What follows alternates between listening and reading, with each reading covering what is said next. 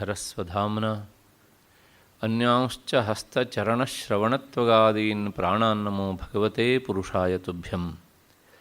ಯಾವರ್ಣ ಪದವಾಕ್ಯಾರ್ಥ ಗದ್ಯಪದ್ಯಸ್ವರೂಪಿಣೀ ವಾಚಿ ನರ್ತಯತು ಕ್ಷಿಪ್ರಂ ಮೇಧಾನ್ ದೇವಿ ಸರಸ್ವತಿ. ಮೂಕಂ ಕರೋತಿ ವಾಚಾಲಂ ಪಂಗುಂ ಲಂಘಯತೆ ಗಿರಿಂ ಯತ್ಕೃಪಾ ತಮಹಂ ವಂದೇ ಪರಮಾನಂದಮಾಧವಂ. ನಾರಾಯಣಃ ಪರೋ ವ್ಯಕ್ತಾದಂಡಮವ್ಯಕ್ತ ಸಂಭವಂ ಅಂಡಸ್ಯಾಂತಸ್ತ್ವಿಮೇ ಲೋಕಾಃ ಸಪ್ತದ್ವೀಪಾ ಚ ಮೇದಿನಿ. ಶ್ರುತಿಸ್ಮೃತಿಪುರಾಣಾನಾಂ ಆಲಯಂ ಕರುಣಾಲಯಂ ನಮಾಮಿ ಭಗವತ್ಪಾದಂ ಶಂಕರಂ ಲೋಕಶಂಕರಂ. ನಮಸ್ತಸ್ಮೈ ಭಗವತೆ ಶಂಕರಾಚಾರ್ಯರೂಪಿಣೆ ಯೇನ ವೇದಾಂತವಿದ್ಯೇಯಂ ಉದ್ಧೃತಾ ವೇದಸಾಗರಾತ್. ನನ್ನ ಭಗವದ್ಗೀತಾ ಬಂಧುಗಳೇ ಮತ್ತು ಈ ಕಾರ್ಯಕ್ರಮದ ಪ್ರಾಯೋಜಕರಾದಂತಹ ನಾಗರಾಜ ದತ್ತಿಯವರೇ ಮತ್ತು ಎಲ್ಲ ಹಿರಿಯರೇ, ಹಿಂದಿನ ಅವಧಿಯಲ್ಲಿ ನಾವು ಸೇರಿದಾಗ ಗೀತೆಯ 7ನೇ ಅಧ್ಯಾಯದ 25ನೇ ಶ್ಲೋಕದವರೆಗೆ ಚಿಂತನೆ ಮಾಡಿದ್ದೇವೆ. ಈ ಅಧ್ಯಾಯದ ಒಟ್ಟು ಗಾತ್ರ 30 ಶ್ಲೋಕಗಳ ಹರವು. ಹಾಗಾಗಿ ನಾವು ನೋಡಬೇಕಾದಂತಹ ಇನ್ನೂ 5 ಶ್ಲೋಕಗಳು ಈ ಅಧ್ಯಾಯದಲ್ಲಿ ಬಾಕಿ ಉಳಿದಿವೆ. ಇವತ್ತು ಆ 5 ಶ್ಲೋಕಗಳ ಚಿಂತನೆಯನ್ನು ಮಾಡಿ ನಾಳೆ 8ನೇ ಅಧ್ಯಾಯಕ್ಕೆ ನಾವು ಪ್ರವೇಶ ಮಾಡಬೇಕಾದದ್ದು ಇದೆ. ಆ ಹಿನ್ನೆಲೆಯಲ್ಲಿ ಈ 25ನೆಯ ಶ್ಲೋಕದಲ್ಲಿ, ಅಂದರೆ 7ನೇ ಅಧ್ಯಾಯದ 25ನೇ ಶ್ಲೋಕದಲ್ಲಿ ಕೃಷ್ಣ ಏನು ಹೇಳಿದ್ದ ಅನ್ನೋದನ್ನು ಒಮ್ಮೆ ಸ್ಮರಣೆಗೆ ತಂದು ಬಿಡ್ತೇನೆ. ನಾಹಂ ಪ್ರಕಾಶ ಸರ್ವಸ್ಯ ಯೋಗಮಾಯಾ ಸಮಾವೃತಃ ಮೂಢೋಯಂ ನಾಭಿಜಾನಾತಿ ಲೋಕೋ ಮಾಂ ಅಜಂ ಅವ್ಯಯಂ. ಅರ್ಜುನ, ನಾನು ಎಲ್ಲರಿಗೂ ಪ್ರಕಾಶ ಸ್ವರೂಪದಿಂದ ಕಂಡು ಬರುವುದಿಲ್ಲ. ಯಾಕೆ ಹಾಗೆ ಅಂದರೆ, ನಾನು ನನ್ನ ಯೋಗಮಾಯೆಯಿಂದ ನನ್ನನ್ನು ಆವರಿಸಿಕೊಂಡಿದ್ದೇನೆ. ಆದ್ದರಿಂದಲೇ ಜನರು ನನ್ನನ್ನು ತಿಳಿಯುವುದಿಲ್ಲ. ಅಷ್ಟೇ ಅಲ್ಲ, ನಾನು ಹುಟ್ಟದೇ ಇರುವವನು, ವಿಕಾರರಹಿತನು ಅನ್ನೋದನ್ನು ಸಹ ಜನ ಅರ್ಥ ಮಾಡಿಕೊಳ್ಳುವುದಿಲ್ಲ. ಇದನ್ನು ನಾನು ವಿವರಿಸಿದ್ದೆ, ಕೇವಲ ಸ್ಮರಣೆ ಅಷ್ಟೇ. ಈ ಶ್ಲೋಕದಲ್ಲಿ ಕೃಷ್ಣ ಪ್ರಧಾನವಾಗಿ 2 ಅಂಶಗಳನ್ನು ಹೇಳ್ತಾನೆ ಅನ್ನೋದನ್ನು ನಾನು ಹೇಳಿದ್ದೆ.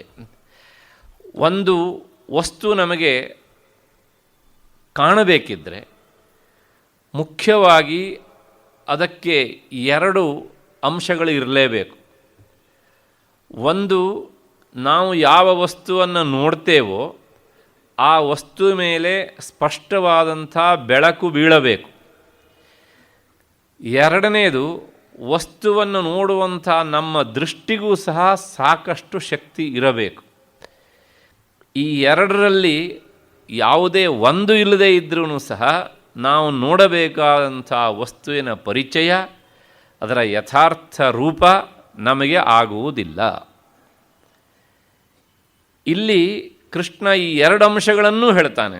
ಏನು ಅಂದರೆ, ಮೊದಲನೇದಾಗಿ ನಾಹಂ ಪ್ರಕಾಶ ಸರ್ವಸ್ಯ, ಅಂದರೆ ನಾನು ನನ್ನ ಯೋಗಮಾಯೆಯಿಂದ ಆವೃತನಾಗಿ ಇರುವುದರಿಂದ ನಾನು ಎಲ್ಲರಿಗೂ ಪ್ರಕಾಶ ಸ್ವರೂಪದಿಂದ ಅನುಭವಕ್ಕೆ ಬರುವುದಿಲ್ಲ.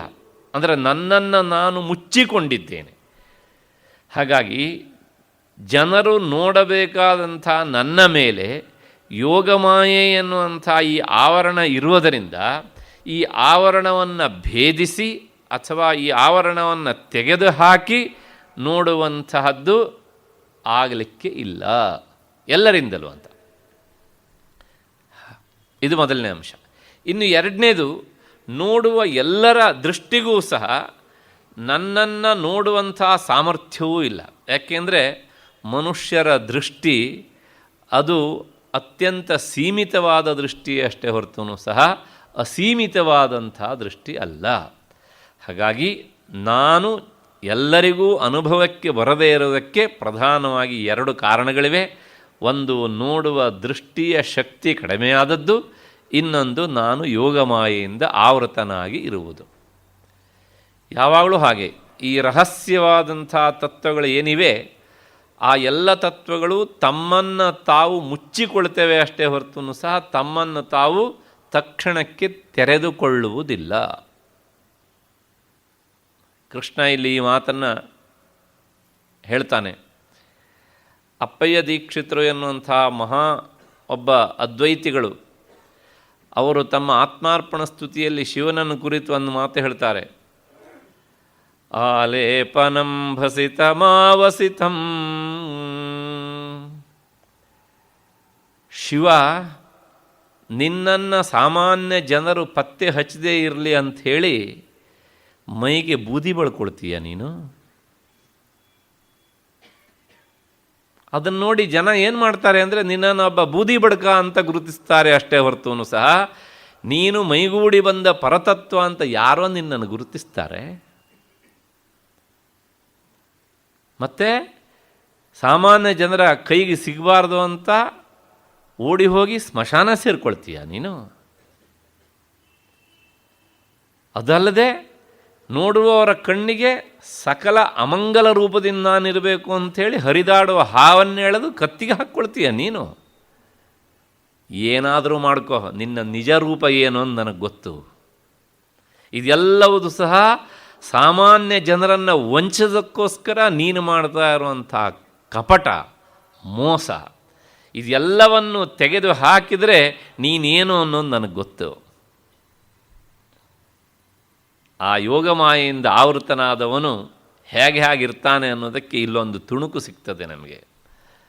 ಆದ್ದರಿಂದ ಕೃಷ್ಣನು ಅದೇ ಮಾತನ್ನು ಹೇಳ್ತಾನೆ ಇಲ್ಲಿ, ನಾನು ಎಲ್ಲರ ಕೈಗೂ ಸಹ ಸುಲಭವಾಗಿ ಸಿಗುವುದಿಲ್ಲ.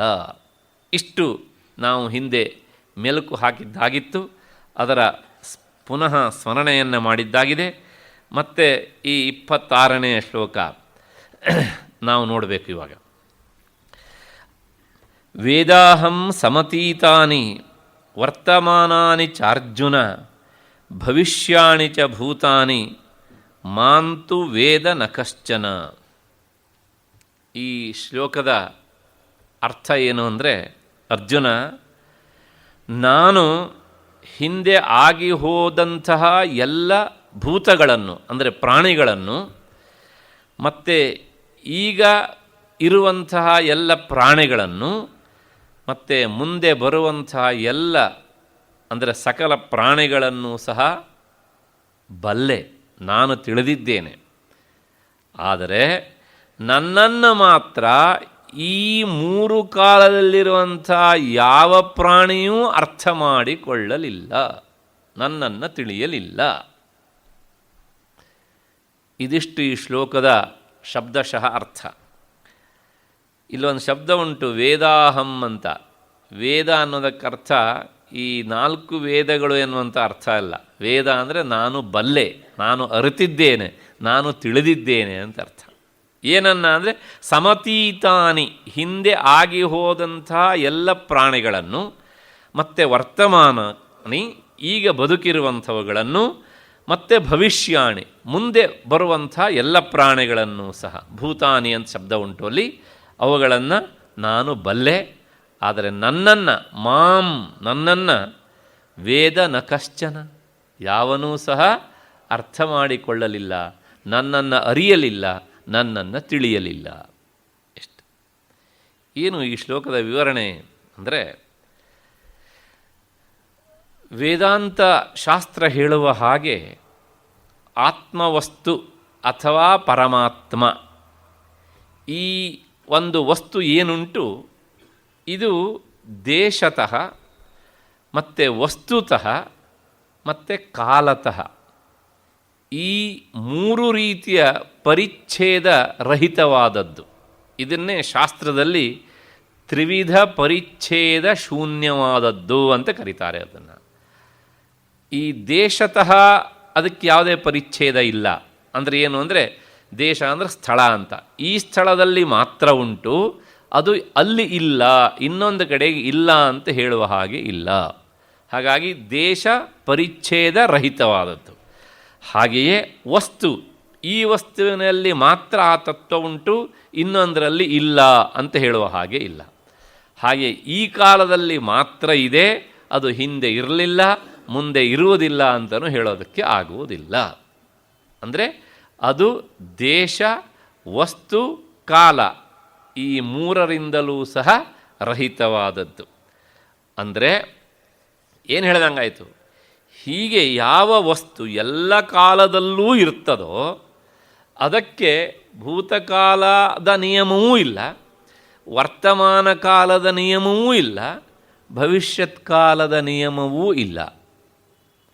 ಹಾಗಿದ್ರೆ ಈ ಭೂತ ಮತ್ತು ವರ್ತಮಾನ, ಭವಿಷ್ಯತ್ ಎನ್ನುವಂತಹದ್ದು ಯಾವುಗಳಿಗೆ ಅಂದರೆ, ಯಾವ ವಸ್ತುಗಳು ಪರಿಚ್ಛಿನ್ನವಾಗಿ ಇವೆಯೋ, ಅಂದರೆ ಯಾವ ಹುಟ್ಟು ಸಾವಿಗೆ ತುತ್ತಾಗ್ತವೆಯೋ ಅವುಗಳಿಗೆ ಮಾತ್ರ ಭೂತ, ವರ್ತಮಾನ, ಭವಿಷ್ಯ ಎನ್ನುವಂಥ ಈ ಕಾಲದ ಕಟ್ಟು. ಆತ್ಮವಸ್ತು ಎನ್ನುವಂಥದ್ದು ಅದು ಕಾಲದ ಕಟ್ಟನ್ನು ಮೀರಿ ನಿಂತದ್ದು. ಹೆಚ್ಚೇಕೆ ವೇದಾಂತ ಶಾಸ್ತ್ರ ಹೇಳುವ ಹಾಗೆ ಕಾಲವೂ ಸಹ ಆ ತತ್ವದಲ್ಲಿ ತೋರತ್ತೆ. ಅದು ಕಾಲಕ್ಕೆ ಎಂದೂ ಅಧೀನ ಅಲ್ಲ, ಕಾಲವು ಆತ್ಮವಸ್ತುವಿಗೆ ಅಧೀನ. ಅಲ್ಲಿ ಏನು ಹೇಳ್ದಂಗಾಯಿತು, ಭೂತ, ವರ್ತಮಾನ, ಭವಿಷ್ಯತ್ ಈ ಮೂರು ಕಾಲಗಳೂ ಸಹ ಅದರಲ್ಲಿ ಹಾದು ಹೋಗ್ತಾ ಇರ್ತವೆ ಅಷ್ಟೇ ಹೊರತೂ ಸಹ ಅದು ಕಾಲಕ್ಕೆ ಅಧೀನವಲ್ಲ. ಹಾಗಾಗಿ ಈ ಮೂರು ಕಾಲದಲ್ಲಿ ಹುಟ್ಟಿ ಸಾಯುವವರನ್ನು ಆ ತತ್ವ ನೋಡ್ತಾ ಇರ್ತದೆ ಅಷ್ಟೇ ಹೊರತೂ ಸಹ ಅದರ ಈ ಕಾಲದ ಚೌಕಟ್ಟಿಗೆ ಒಳಪಟ್ಟವರು ಅದನ್ನು ನೋಡುವುದಿಲ್ಲ. ಕೃಷ್ಣನ ಮಾತಿನ ಅರ್ಥ ಹೀಗೆ, ವೇದಾಹಂ ಸಮತೀತಾನಿ ವರ್ತಮಾನಾನಿ ಚಾರ್ಜುನ ಭವಿಷ್ಯಾಣಿ ಚ ಭೂತಾನಿ ಮಾಂತವೇದನ ಕಶ್ಚನ. ಹಾಗಿದ್ದರೆ ಈ ಕಾಲವೂ ಸಹ ಆತ್ಮವಸ್ತುವಿನಲ್ಲಿ, ಪರಮಾತ್ಮನಲ್ಲಿ ಕಲ್ಪಿತವಾದದ್ದು, ಅಂದರೆ ಅವನಲ್ಲಿ ತೋರ್ತಾ ಇರ್ತದೆ ಅಂತಾಯಿತು. ತೋರುವುದರ ಹಿಂದೆ ತೋರುವಿಕೆಗೆ ಕಾರಣವಾದಂತಹ ಇರುವುದು, ಅಂದರೆ ಅಧಿಷ್ಠಾನವಾದದ್ದು ಅಂದು ಅದು ಯಾವಾಗಲೂ ಇರ್ತದೆ.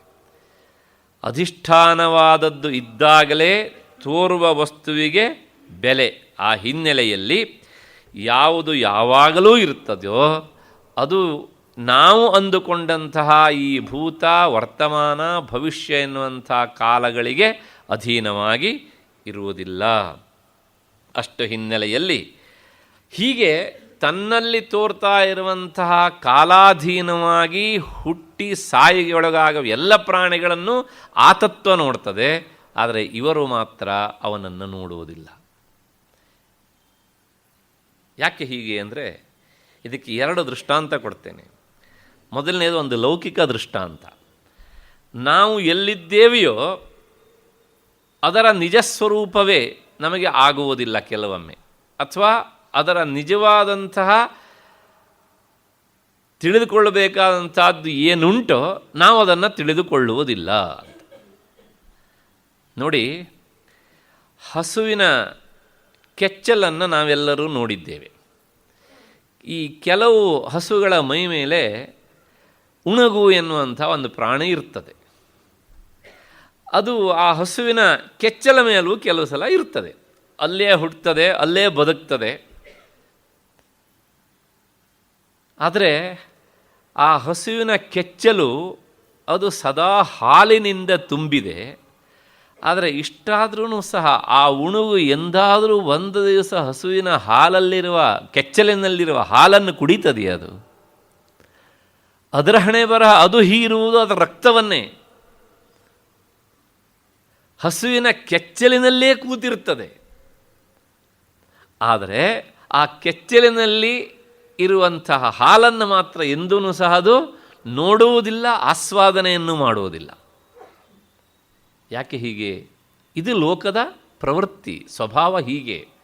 ತಮಗೆ ಯಾವುದು ಆಶ್ರಯವನ್ನು ಕೊಟ್ಟಿದೆಯೋ ಆ ಆಶ್ರಯ ಕೊಟ್ಟದ್ದರ ನಿಜವಾದ ಸ್ವರೂಪವನ್ನೇ ಲೋಕ ತಿಳಿಯುವುದಿಲ್ಲ.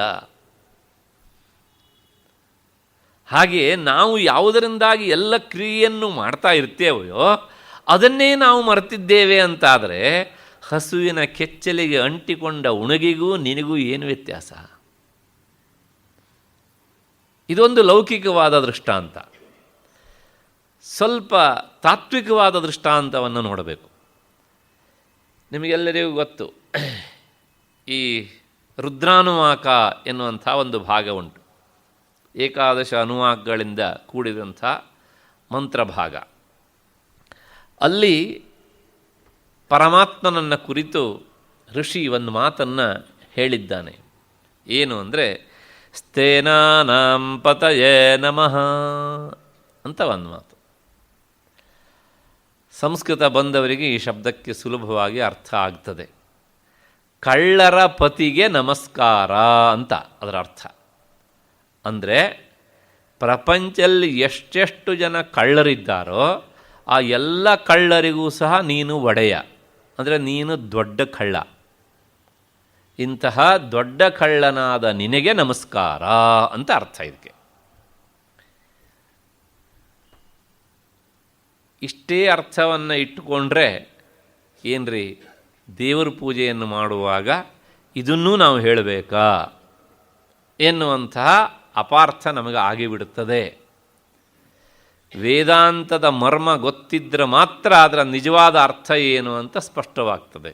ಹಾಗಿಲ್ಲದೆ ಅರ್ಥ ಆಗೋದಕ್ಕಿಂತ ಅಪಾರ್ಥವೇ ಹೆಚ್ಚು.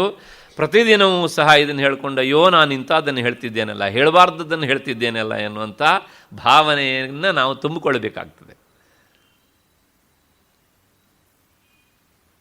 ಹಾಗಿದ್ದರೆ ಇದರ ನಿಜವಾದ ಅರ್ಥ ಏನು? ನಾವು ಕಳ್ಳರು ಅಂತೇವೆ. ಈ ಕಳ್ಳ ಎನ್ನುವಂಥ ಶಬ್ದ ಉಂಟಲ್ಲ, ಈ ಕಳ್ಳ ಎನ್ನುವಂಥ ಶಬ್ದದ ವಿವರಣೆ ಏನು? ಹಾಗಿದ್ರೆ ಆ ಶಬ್ದದ ವಿವರಣೆ ನಮಗೆ ಸಿಕ್ಕಾಗ ಸ್ಪಷ್ಟ ಆಗ್ತದೆ. ಏನು ಅಂದರೆ, ಯಾವಾತ ಎಲ್ಲರನ್ನೂ ತಾನು ನೋಡ್ತಾ ತಾನು ಮಾತ್ರ ಯಾರ ಕಣ್ಣಿಗೂ ಬೀಳೋದಿಲ್ವೋ ಅವನಲ್ವೋ ಕಳ್ಳ. ಇನ್ನೊಂದು ಸಲ ಹೇಳಿಬಿಡ್ತೇನೆ, ಯಾರು ಎಲ್ಲರನ್ನೂ ನೋಡ್ತಾ ತಾನು ಮಾತ್ರ ಯಾರ ಕಣ್ಣಿಗೂ ಕಾಣಿಸಿಕೊಳ್ಳುವುದಿಲ್ವೋ ಅವನು ಕಳ್ಳ. ಕಳ್ಳ ಮಾಡೋದು ಹಾಗೆ ತಾನೆ. ನಮ್ಮ ಮನೆಗೆ ಕಳ್ಳ ಬಂದಿದ್ದಾನೆ ಅಂತ ಅಂದ್ಕೊಳ್ಳಿ ಒಂದು ಕ್ಷಣಕಾಲ. ಮನೆ ಮಂದಿಯೆಲ್ಲ ಅಲ್ಲೇ ಇದ್ದಾರೆ. ಆದರೆ ಅಲ್ಲಿ ನುಗ್ಗಿದಂಥ ಕಳ್ಳ ಮನೆ ಮಂದಿ ಎಲ್ಲರನ್ನೂ ನೋಡ್ತಾನೆ, ತಾನು ಮಾತ್ರ ಯಾರ ಕಣ್ಣಿಗೂ ಬೀಳದೇ ಇರುವ ಹಾಗೆ ತನ್ನನ್ನು ತಾನು ರಕ್ಷಿಸಿಕೊಳ್ತಾನೆ. ಅಲ್ಲಿಗೆ ಕಳ್ಳ ಎನ್ನುವುದಕ್ಕೆ ವಿವರಣೆ ಏನು ಅಂದರೆ, ತಾನು ಮಾತ್ರ ಎಲ್ಲರನ್ನೂ ನೋಡ್ತಾನೆ, ಎಲ್ಲವುದನ್ನೂ ನೋಡ್ತಾನೆ, ಆದರೆ ಬೇರೆ ಯಾರ ಕಣ್ಣಿಗೂ ಸಹ ತಾನು ಬೀಳುವುದಿಲ್ಲ, ಅವರ ಕಣ್ಣಿಗೆ ತಾನು ಕಾಣಿಸಿಕೊಳ್ಳುವುದಿಲ್ಲ. ಈಗ ಪ್ರಕೃತ ವಿಷಯಕ್ಕೆ ಬರೋಣ. ಸ್ಥೇನಾನಾಂ ಪತಯೇ ನಮಃ.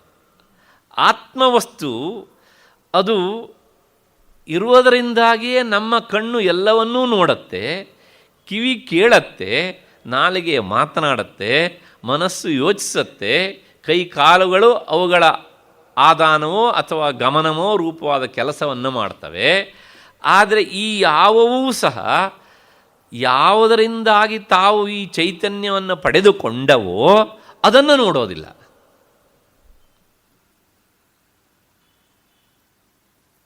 ಈ ಎಲ್ಲವುಗಳನ್ನು ಸಹ ಹೊರಮುಖವಾಗಿ ಕಳಿಸಿ ಅವುಗಳ ಕೆಲಸದಲ್ಲಿ ತೊಡಗಿಸ್ತಾನೆ. ಈ ಯಾವ ಇಂದ್ರಿಯಗಳು ಸಹ ಒಳಮುಖವಾಗಿ ತಿರುಗಿ ಅವನನ್ನು ನೋಡುವುದಿಲ್ಲ. ಅವನಲ್ವ ಕಳ್ಳ ಹೇಳಿ ಇವಾಗ. ಆದ್ದರಿಂದ ಸ್ಥೇನಾನಾಂ ಪತಯೇ ನಮಃ ಅಂದರೆ ಆ ಆತ್ಮವಸ್ತುವನ್ನು ಋಷಿ ಹೇಗೆ ಸ್ತುತಿ ಮಾಡಬೇಕು? ನಮಗೆ ಪರಿಚಯ ಇರುವಂಥ ವಸ್ತುಗಳ ಮೂಲಕ ಅದನ್ನು ಸ್ತುತಿ ಮಾಡಬೇಕು.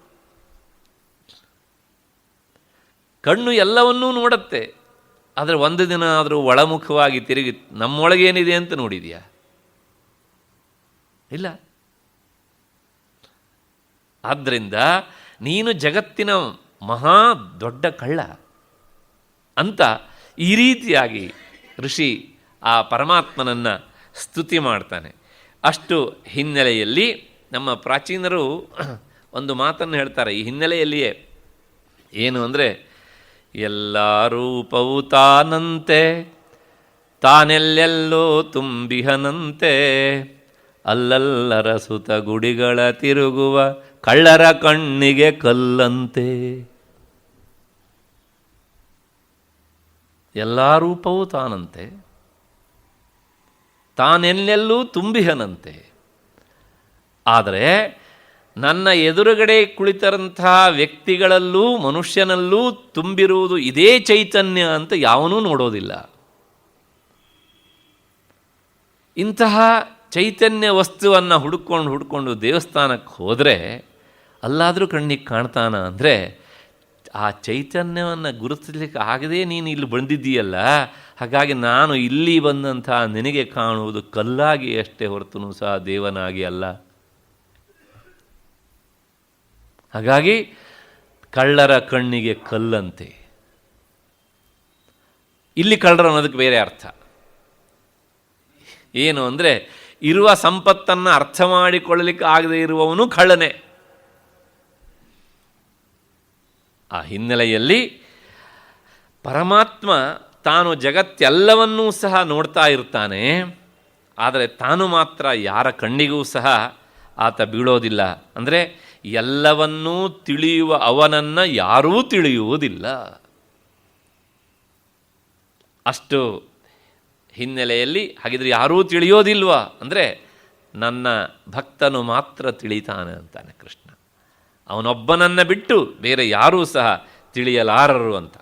ಅಂದರೆ ನನ್ನ ನಿಜಸ್ವರೂಪವನ್ನು ತಿಳಿಯಲಾರದ್ರಿಂದಲೇ ನನ್ನನ್ನು ಭಜಿಸುವುದಿಲ್ಲ. ತಿಳಿದ್ರೆ ತಾನೇ ನನ್ನನ್ನು ಭಜಿಸೋದು. ಯಾವಾಗ ತಿಳುವಳಿಕೆ ಇಲ್ಲೂ ಅದಕ್ಕೆ ಸಂಬಂಧಪಟ್ಟಿದ್ದು ಮತ್ತಿನ್ನು ಭಜನೆ ಅದನ್ನು ಭಜಿಸುವುದು ಅನ್ನೋದಾದರೂ ಹೇಗೆ ಆಗತ್ತೆ? ಹಾಗಾಗಿ ಅದು ಸುತರಾಮ್ ಆಗೋದಿಲ್ಲ ಅಂತ ಕೃಷ್ಣನ ಮಾತಿನ ಅರ್ಥ. ಇದಿಷ್ಟು ಈ ಶ್ಲೋಕದ ವಿವರಣೆ. ಮುಂದಿನ ಶ್ಲೋಕಕ್ಕೆ ಹೋಗೋಣ. ಈಗ ಅರ್ಜುನ ಒಂದು ಪ್ರಶ್ನೆಯನ್ನು ಕೇಳಿದ. ಕೃಷ್ಣ, ಹಾಗಿದ್ರೆ ನಿನ್ನನ್ನು ಅಂದರೆ ಈ ಪರಮಾತ್ಮ ತತ್ವವನ್ನು ತಿಳಿಯದೇ ಇರುವುದಕ್ಕೆ ಅಡ್ಡಿಯಾದದ್ದು ಏನು? ಹಿಂದೆ ಯೋಗಮಾಯಿಂದ ಆವೃತನಾಗಿದ್ದಾನೆ ಅಂತ ಕೃಷ್ಣ ಹೇಳಿದ್ದಾನೆ ಅರ್ಜುನನಿಗೆ. ಆದರೆ ಇನ್ನೊಮ್ಮೆ ಅರ್ಜುನ ಇನ್ನೊಂದು ಪ್ರಶ್ನೆಯನ್ನು ಕೇಳುತ್ತಿದ್ದಾನೆ, ಇದಕ್ಕೆ ಪ್ರಧಾನವಾಗಿ ನಮಗೆ ಅಡ್ಡಿಯಾದದ್ದು ಏನು ಅಂತ. ಅದಕ್ಕೆ ಕೃಷ್ಣ ಈ ಮುಂದಿನ ಶ್ಲೋಕವನ್ನು ಹೇಳ್ತಾನೆ. ಇಚ್ಛಾದ್ವೇಷ ಸಮುತ್ಥೇನ ದ್ವಂದ್ವಮೋಹೇನ ಭಾರತ ಸರ್ವಭೂತಾನಿ ಸಮ್ಮೋಹಂ ಸರ್ಗೇ ಯಾಂತಿ ಪರಂತಪ. ಅರ್ಜುನ, ಈ ಇಚ್ಛಾ ಅನ್ನೋದಕ್ಕೆ ಅರ್ಥ ರಾಗ ಅಂತ ಅರ್ಥ. ರಾಗ ದ್ವೇಷ ಅನ್ನೋದಕ್ಕೆ ಶಬ್ದ ಅಲ್ಲೇ ಉಂಟು, ದ್ವೇಷ.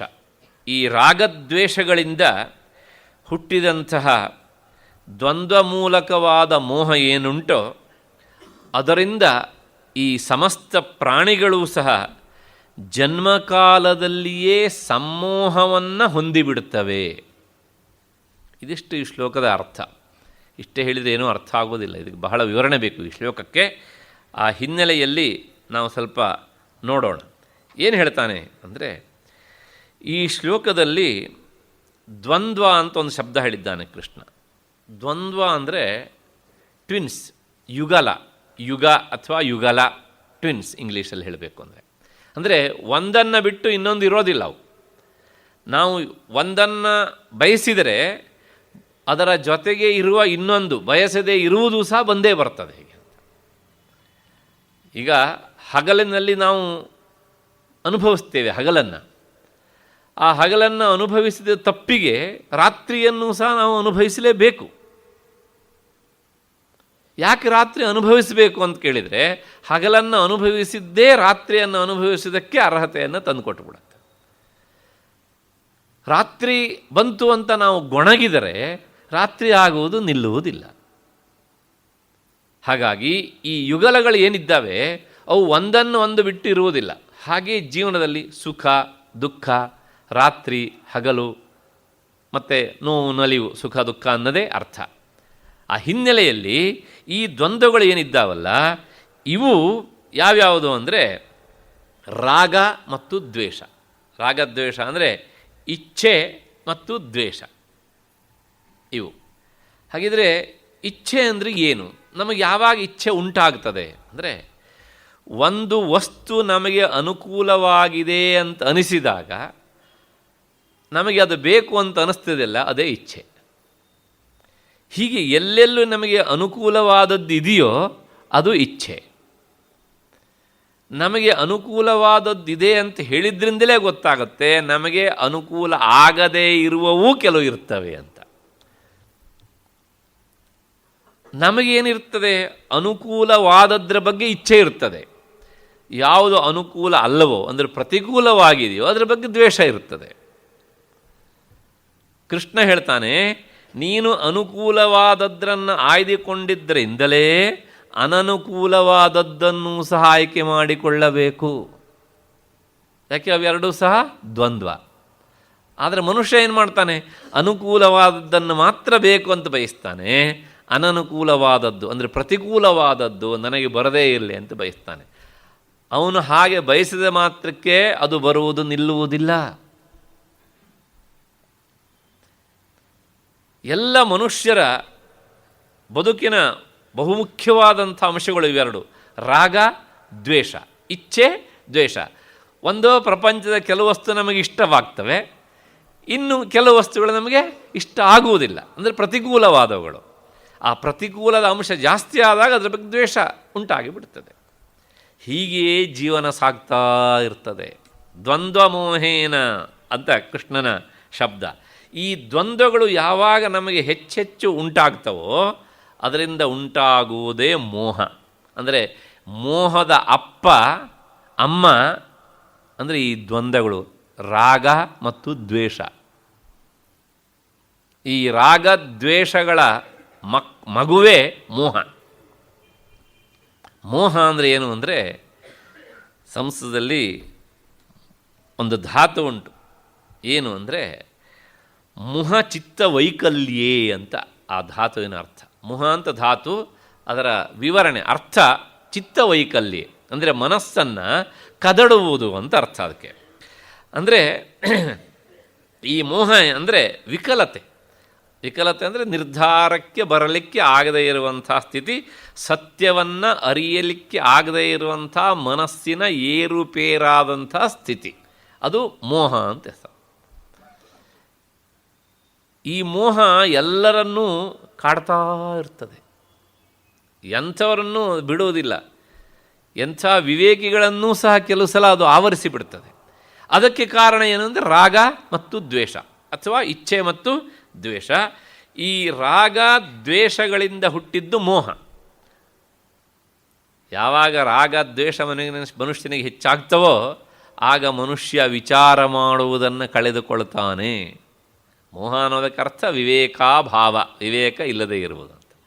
ಆ ವಿವೇಕದ ವಿಸ್ತೃತವಾದ ರೂಪವೇ ಸಮ್ಮೋಹ. ಅದನ್ನೇ ಇಲ್ಲಿ ಶಬ್ದ ಹೇಳಿದ್ದು ಕೃಷ್ಣ. ಅಂದರೆ ಈ ಮೋಹ ಎನ್ನುವಂಥದ್ದು ಒಂದು 50 ಪೈಸೆ ಅಷ್ಟು, ಸಮ್ಮೋಹ ಎನ್ನುವಂಥದ್ದು ₹1 ಗಟ್ಟಿ. ಹೀಗೆ ಈ ಇಚ್ಛಾದ್ವೇಷ ಸಮುತ್ಥೇನ ದ್ವಂದ್ವಮೋಹೇನ ಭಾರತ ಸರ್ವಭೂತಾನಿ ಸಮ್ಮೋಹಂ ಸರ್ಗೇ ಯಾಂತಿ ಪರಂತಪ. ಸಮ್ಮೋಹ, ಅದಕ್ಕಿಷ್ಟು ವಿವರಣೆಯನ್ನು ಹೇಳಬೇಕಾಯ್ತು. ಇಷ್ಟಾದ ಮೇಲೆ ಈ ಸಮ್ಮೋಹ ಅನ್ನೋದಾದರೂ ಸಹ ಯಾಕೆ ನಮಗೆ ಉಂಟಾಗ್ತದೆ ಅಂದರೆ ಇದಕ್ಕೊಂದು ಕಾರಣ ಹೇಳುತ್ತೆ ವೇದಾಂತ ಶಾಸ್ತ್ರ. ಈ ನಮ್ಮ ಸ್ಥೂಲ ಶರೀರ ಅನ್ನೋದು ಉಂಟಲ್ಲ, ಈ ಪಾಂಚಭೌತಿಕವಾದಂಥ ದೇಹ, ಇದೇ ಶರೀರ ಬರಬೇಕು ಅಂತ ನಾವು ಯಾರೂ ಏನು ಅಪ್ಲಿಕೇಶನ್ ಹಾಕಲಿಲ್ಲ. ಆದರೂ ಇದು ಬಂದಿದೆ ನಮಗೆ. ನಾವು ಬೇಡ ಅಂತ ಹೇಳಿದರೂ ಸಹ ಅದು ಇರುವಷ್ಟು ದಿವಸ ಇದ್ದೇ ಇರ್ತದೆ. ಅಂದರೆ ಈ ಸ್ಥೂಲ ಶರೀರ ನಮಗೆ ಬಂದದ್ದು ನಮ್ಮ ಪ್ರಾರಬ್ಧ ಕರ್ಮ ವಶದಿಂದ. ಅಂದರೆ ಈ ಪ್ರಾರಬ್ಧ ಕರ್ಮ ವಶದಿಂದ ಹುಟ್ಟಿದ್ದು ಈ ಸ್ಥೂಲ ಶರೀರ. ಈ ಸ್ಥೂಲ ಶರೀರದ ಒಳಗೆ ಅಂತಃಕರಣ ಅಂತ ಒಂದು ಅವಯವ ಉಂಟು. ಮನಸ್ಸು, ಬುದ್ಧಿ, ಅಹಂಕಾರ, ಚಿತ್ತ ಅಂತ ಈ 4 ಅಂತಃಕರಣ ಅಂತ ಕರೀತಾರೆ. ಕೆಲವು ಕಡೆಗಳಲ್ಲಿ ಮನಸ್ಸು, ಬುದ್ಧಿ ಎರಡನ್ನೇ ಇಟ್ಕೊಂಡು ಹೇಳ್ತಾರೆ. ಮತ್ತು ಕೆಲವು ಕಡೆಗೆ ಈ ಎರಡರ ಜೊತೆಗೆ ಅಹಂಕಾರ ಮತ್ತು ಚಿತ್ತವನ್ನು ಸೇರಿಸಿ ಹೇಳ್ತಾರೆ. ಏನೂ ಇರಲಿ, ಈ ಅಂತಃಕರಣದ ಒಂದಂಶ ಅಹಂಕಾರ ಎನ್ನುವಂಥದ್ದು. ಅಹಂಕಾರ ಅಂದರೆ ಕನ್ನಡದ ಅಹಂಕಾರ ಅಲ್ಲ. ಈ ವಸ್ತುವಿಗೂ ನನಗೂ ಒಂದು ಸಂಬಂಧ ಇದೆ ಅಂತ ಭಾವನೆ ಬರ್ತದಲ್ಲ, ಅದೇನೇ ಅಹಂಕಾರ. ಈ ಅಹಂಕಾರ ಎನ್ನುವಂಥದ್ದು ಅಂತಃಕರಣದ ಒಂದು ಅಂಶ. ಯಾವಾಗ ಈ ಸ್ಥೂಲ ಶರೀರ ನಿರ್ಮಾಣ ಆಯಿತೋ ಅದರ ಜೊತೆಗೆ ಅಂತಃಕರಣವೂ ನಿರ್ಮಾಣ ಆಗಿರ್ತದೆ, ಬಂದು ಸೇರಿಕೊಳ್ಳುತ್ತೆ. ಅಂತಃಕರಣ ಎನ್ನುವಂಥದ್ದು ಸಾಯುವುದಿಲ್ಲ, ಅದು ಹದಪಾಟಿಗೆ. ಯಾಕೆಂದರೆ ಅದು ಸೂಕ್ಷ್ಮ ಶರೀರದ ಅವಯವ ಅದು. ಹಾಗಾಗಿ ಈ ಅಂತಃಕರಣದ ಒಂದಂಶವಾದಂತಹ ಅಹಂಕಾರ ಏನುಂಟಲ್ಲ, ಇದರ ಮೇಲೆ ಈ ಸ್ಥೂಲ ಶರೀರ ಏನೆಲ್ಲ ಕರ್ಮಗಳನ್ನು ಮಾಡುತ್ತೋ ಅದು ತೋರತ್ತೆ. ಹೇಗೆ ಅಂದರೆ, ಈ ನೀರಿಗೆ ನಾನು ಯಾವ ಬಣ್ಣವನ್ನು ಹಾಕ್ತೇನೋ ಆ ಬಣ್ಣವೇ ಈ ಗ್ಲಾಸಿನಲ್ಲಿ ತೋರುತ್ತೋ ಇಲ್ವೋ, ಹಾಗೆ ಸ್ಥೂಲ ಶರೀರದಿಂದ ಮಾಡಿದಂಥ ಎಲ್ಲ ಕರ್ಮಗಳೂ ಸಹ ಅಂತಃಕರಣದಲ್ಲಿ ಪ್ರತಿಫಲನವಾದಾಗ ಅದೇ ಅಧ್ಯಾಸ, ಭ್ರಮೆ. ಅಂದರೆ ಒಂದನ್ನೊಂದು ತಪ್ಪಾಗಿ ತಿಳಿದುಕೊಳ್ತಾನೆ ಅಂತ. ಅಂದರೆ ಮಾಡುವ ಕರ್ಮ ಸ್ಥೂಲ ಶರೀರದಿಂದ ಅದರ ಅಹಂಕಾರ ನಾನೇ ಮಾಡಿದ್ದೇನೆ ಅಂತ ಅಂದ್ಕೊಳ್ತಾ ಇರುತ್ತೆ. ಅಲ್ಲಿಗೆ ಈ ಹೊರಗಿನ ಕರ್ಮ ಒಳಗಿರುವಂತಹ ಅಂತಃಕರಣದ ಒಂದಂಶವಾದಂತಹ ಅಹಂಕಾರದಲ್ಲಿ ಅಧ್ಯಸ್ಥವಾಯಿತು, ಅಂದರೆ ಅದು ಆರೋಪಿತವಾಯಿತು ಅಂತ. ಈ ಅಹಂಕಾರವೂ ಸಹ ಜಡ, ಇದೂ ಸಹ ಸ್ವತಂತ್ರವಾಗಿ ಕೆಲಸ ಮಾಡೋದಿಲ್ಲ. ಅದರ ಹಿಂದೆ ಆತ್ಮವಸ್ತು ಎನ್ನುವಂಥ ಒಂದು ಚೇತನ ವಸ್ತು ಇದ್ದಾಗ ಮಾತ್ರ ಈ ಅಂತಃಕರಣ ಕೆಲಸ ಮಾಡುತ್ತೆ. ಅಂತಃಕರಣದ ಒಂದಂಶವಾದ ಅಹಂಕಾರದಲ್ಲಿ ಅಧ್ಯಾಸಗೊಂಡಂತಹ ಈ ನಾನು ಎನ್ನುವಂಥದ್ದು, ಅಂದರೆ ನಾನು ಮಾಡಿದೆ, ನಾನು ಸುಖಿ, ನಾನು ದುಃಖಿ ಎನ್ನುವಂಥ ಈ ಎಲ್ಲ ಅಂಶಗಳಿದ್ದಲ್ಲ, ಅಂದರೆ ಅಂತಃಕರಣದ ಧರ್ಮಗಳು ಇವು ಆತ್ಮವಸ್ತುವಿನಲ್ಲೂ ಸಹ ಅಧ್ಯಾಸವಾಗ್ತವೆ. ಆಗ ಒಳಗಿರುವಂತಹ ಜೀವಾತ್ಮ ಎಲ್ಲವನ್ನು ನಾನೇ ಮಾಡಿದೆ, ನಾನೇ ಸುಖಿ, ನಾನೇ ದುಃಖಿ ಅಂತ ಅಂದ್ಕೊಳ್ತಾನೆ. ಇದೊಂದು ರೀತಿ ಚೈನ್ ಇದ್ದ ಹಾಗೆ ಇದು. ಅಂದರೆ ಹೊರಗಿನ ಕರ್ಮ, ಅಂದರೆ ಸ್ಥೂಲ ಶರೀರ ಮಾಡಿದ ಕರ್ಮವನ್ನು ಅಂತಃಕರಣ ತನ್ನಲ್ಲಿ ತಾನು ಆರೋಪಿಸಿಕೊಳ್ತದೆ. ನಿಜವಾದ ಅಂತಃಕರಣದ ಧರ್ಮ ಅಹಂ ಸುಖಿ, ನಾನು ದುಃಖಿ ಎನ್ನುವಂಥದ್ದು. ಆದರೆ ಈ ಸುಖ ದುಃಖಗಳ ಆರೋಪ ಅಂತಃಕರಣದ ಸನಿಹದಲ್ಲಿ ಇರುವಂತಹ ಆತ್ಮವಸ್ತುವಿನಿಂದ ಜೀವಾತ್ಮನ ಮೇಲೂ ಸಹ ಆಗಿಬಿಡ್ತದೆ. ಅದರಿಂದ ಜೀವಾತ್ಮನಿಗೆ ನಾನೇ ಇದನ್ನು ಮಾಡಿದ್ದು ಎನ್ನುವಂತಹ ಈ ಎಲ್ಲ ಭಾವನೆಗಳು ತೋರ್ತವೆ, ನಿಜವಾಗಿ ಇಲ್ಲ. ಆದರೆ ತೋರಿದ್ರಿಂದಲೂ ಸಹ ಕೆಲಸ ನಮ್ಗೆ ಹಾಗೆ ಅನ್ನಿಸ್ತದೆ. ಹೇಳಿದ್ನಲ್ಲ ನಾನು, ನೀರಿಗೆ ಹಾಕಿದ ಬಣ್ಣವೇ ಗ್ಲಾಸಿನ ಬಣ್ಣವಾಗಿ ಕಾಣುತ್ತೆ ಅಂತ. ಹೀಗಾದಾಗ ಏನಾಗುತ್ತೆ ಕೇಳಿದರೆ, ಈ ಆತ್ಮನಲ್ಲಿ ಆರೋಪಿತವಾದಾಗ ಈ ಜನ್ಮಾಂತರಗಳಿಂದಲೂ ಸಹ ಈ ಭ್ರಮೆ ಹರಿದು ಬಂದಿರ್ತದೆ. ಯಾಕೆಂದರೆ ಇದು ಕೇವಲ ಸ್ಥೂಲ ಶರೀರಕ್ಕೆ ಮಾತ್ರ ಸಂಬಂಧಪಟ್ಟಿದ್ದಲ್ಲ, ಸೂಕ್ಷ್ಮ ಶರೀರಕ್ಕೂ ಸಂಬಂಧಪಟ್ಟಿದ್ದು. ಮನುಷ್ಯ ಸತ್ತಾಗ ಬಿಡುವುದು ಸ್ಥೂಲ ಶರೀರವನ್ನು, ಕಟ್ಟಿಕೊಂಡು ಹೋಗುವುದು ಸೂಕ್ಷ್ಮ ಶರೀರವನ್ನು. ಇದೇ ಸೂಕ್ಷ್ಮ ಶರೀರವೇ ಏನಾಯಿತು, ಇನ್ನೊಂದು ಸ್ಥೂಲ ಶರೀರದ ಜೊತೆಗೆ ಸೇರುವಾಗ, ಅಂದರೆ ಹುಟ್ಟಿ ಬರುವಾಗ ಸಹಜವಾಗಿಯೇ ಈ ಸಮ್ಮೋಹ, ಅಂದರೆ ಹಿಂದಿನ ಜನ್ಮದಲ್ಲಿ ಮಾಡಿದಂತಹ ಕರ್ಮದಿಂದ ಉಂಟಾದಂಥ ರಾಗ ಮತ್ತು ದ್ವೇಷ ಈ ಅಂತಃಕರಣದಿಂದ ಈಗ ತಾನೇ ಹೊಸದಾಗಿ ಬಂದಂಥ ಸ್ಥೂಲ ಶರೀರದಲ್ಲೂ ಸಹ ಅವು ಗೋಚರಿಸ್ತವೆ.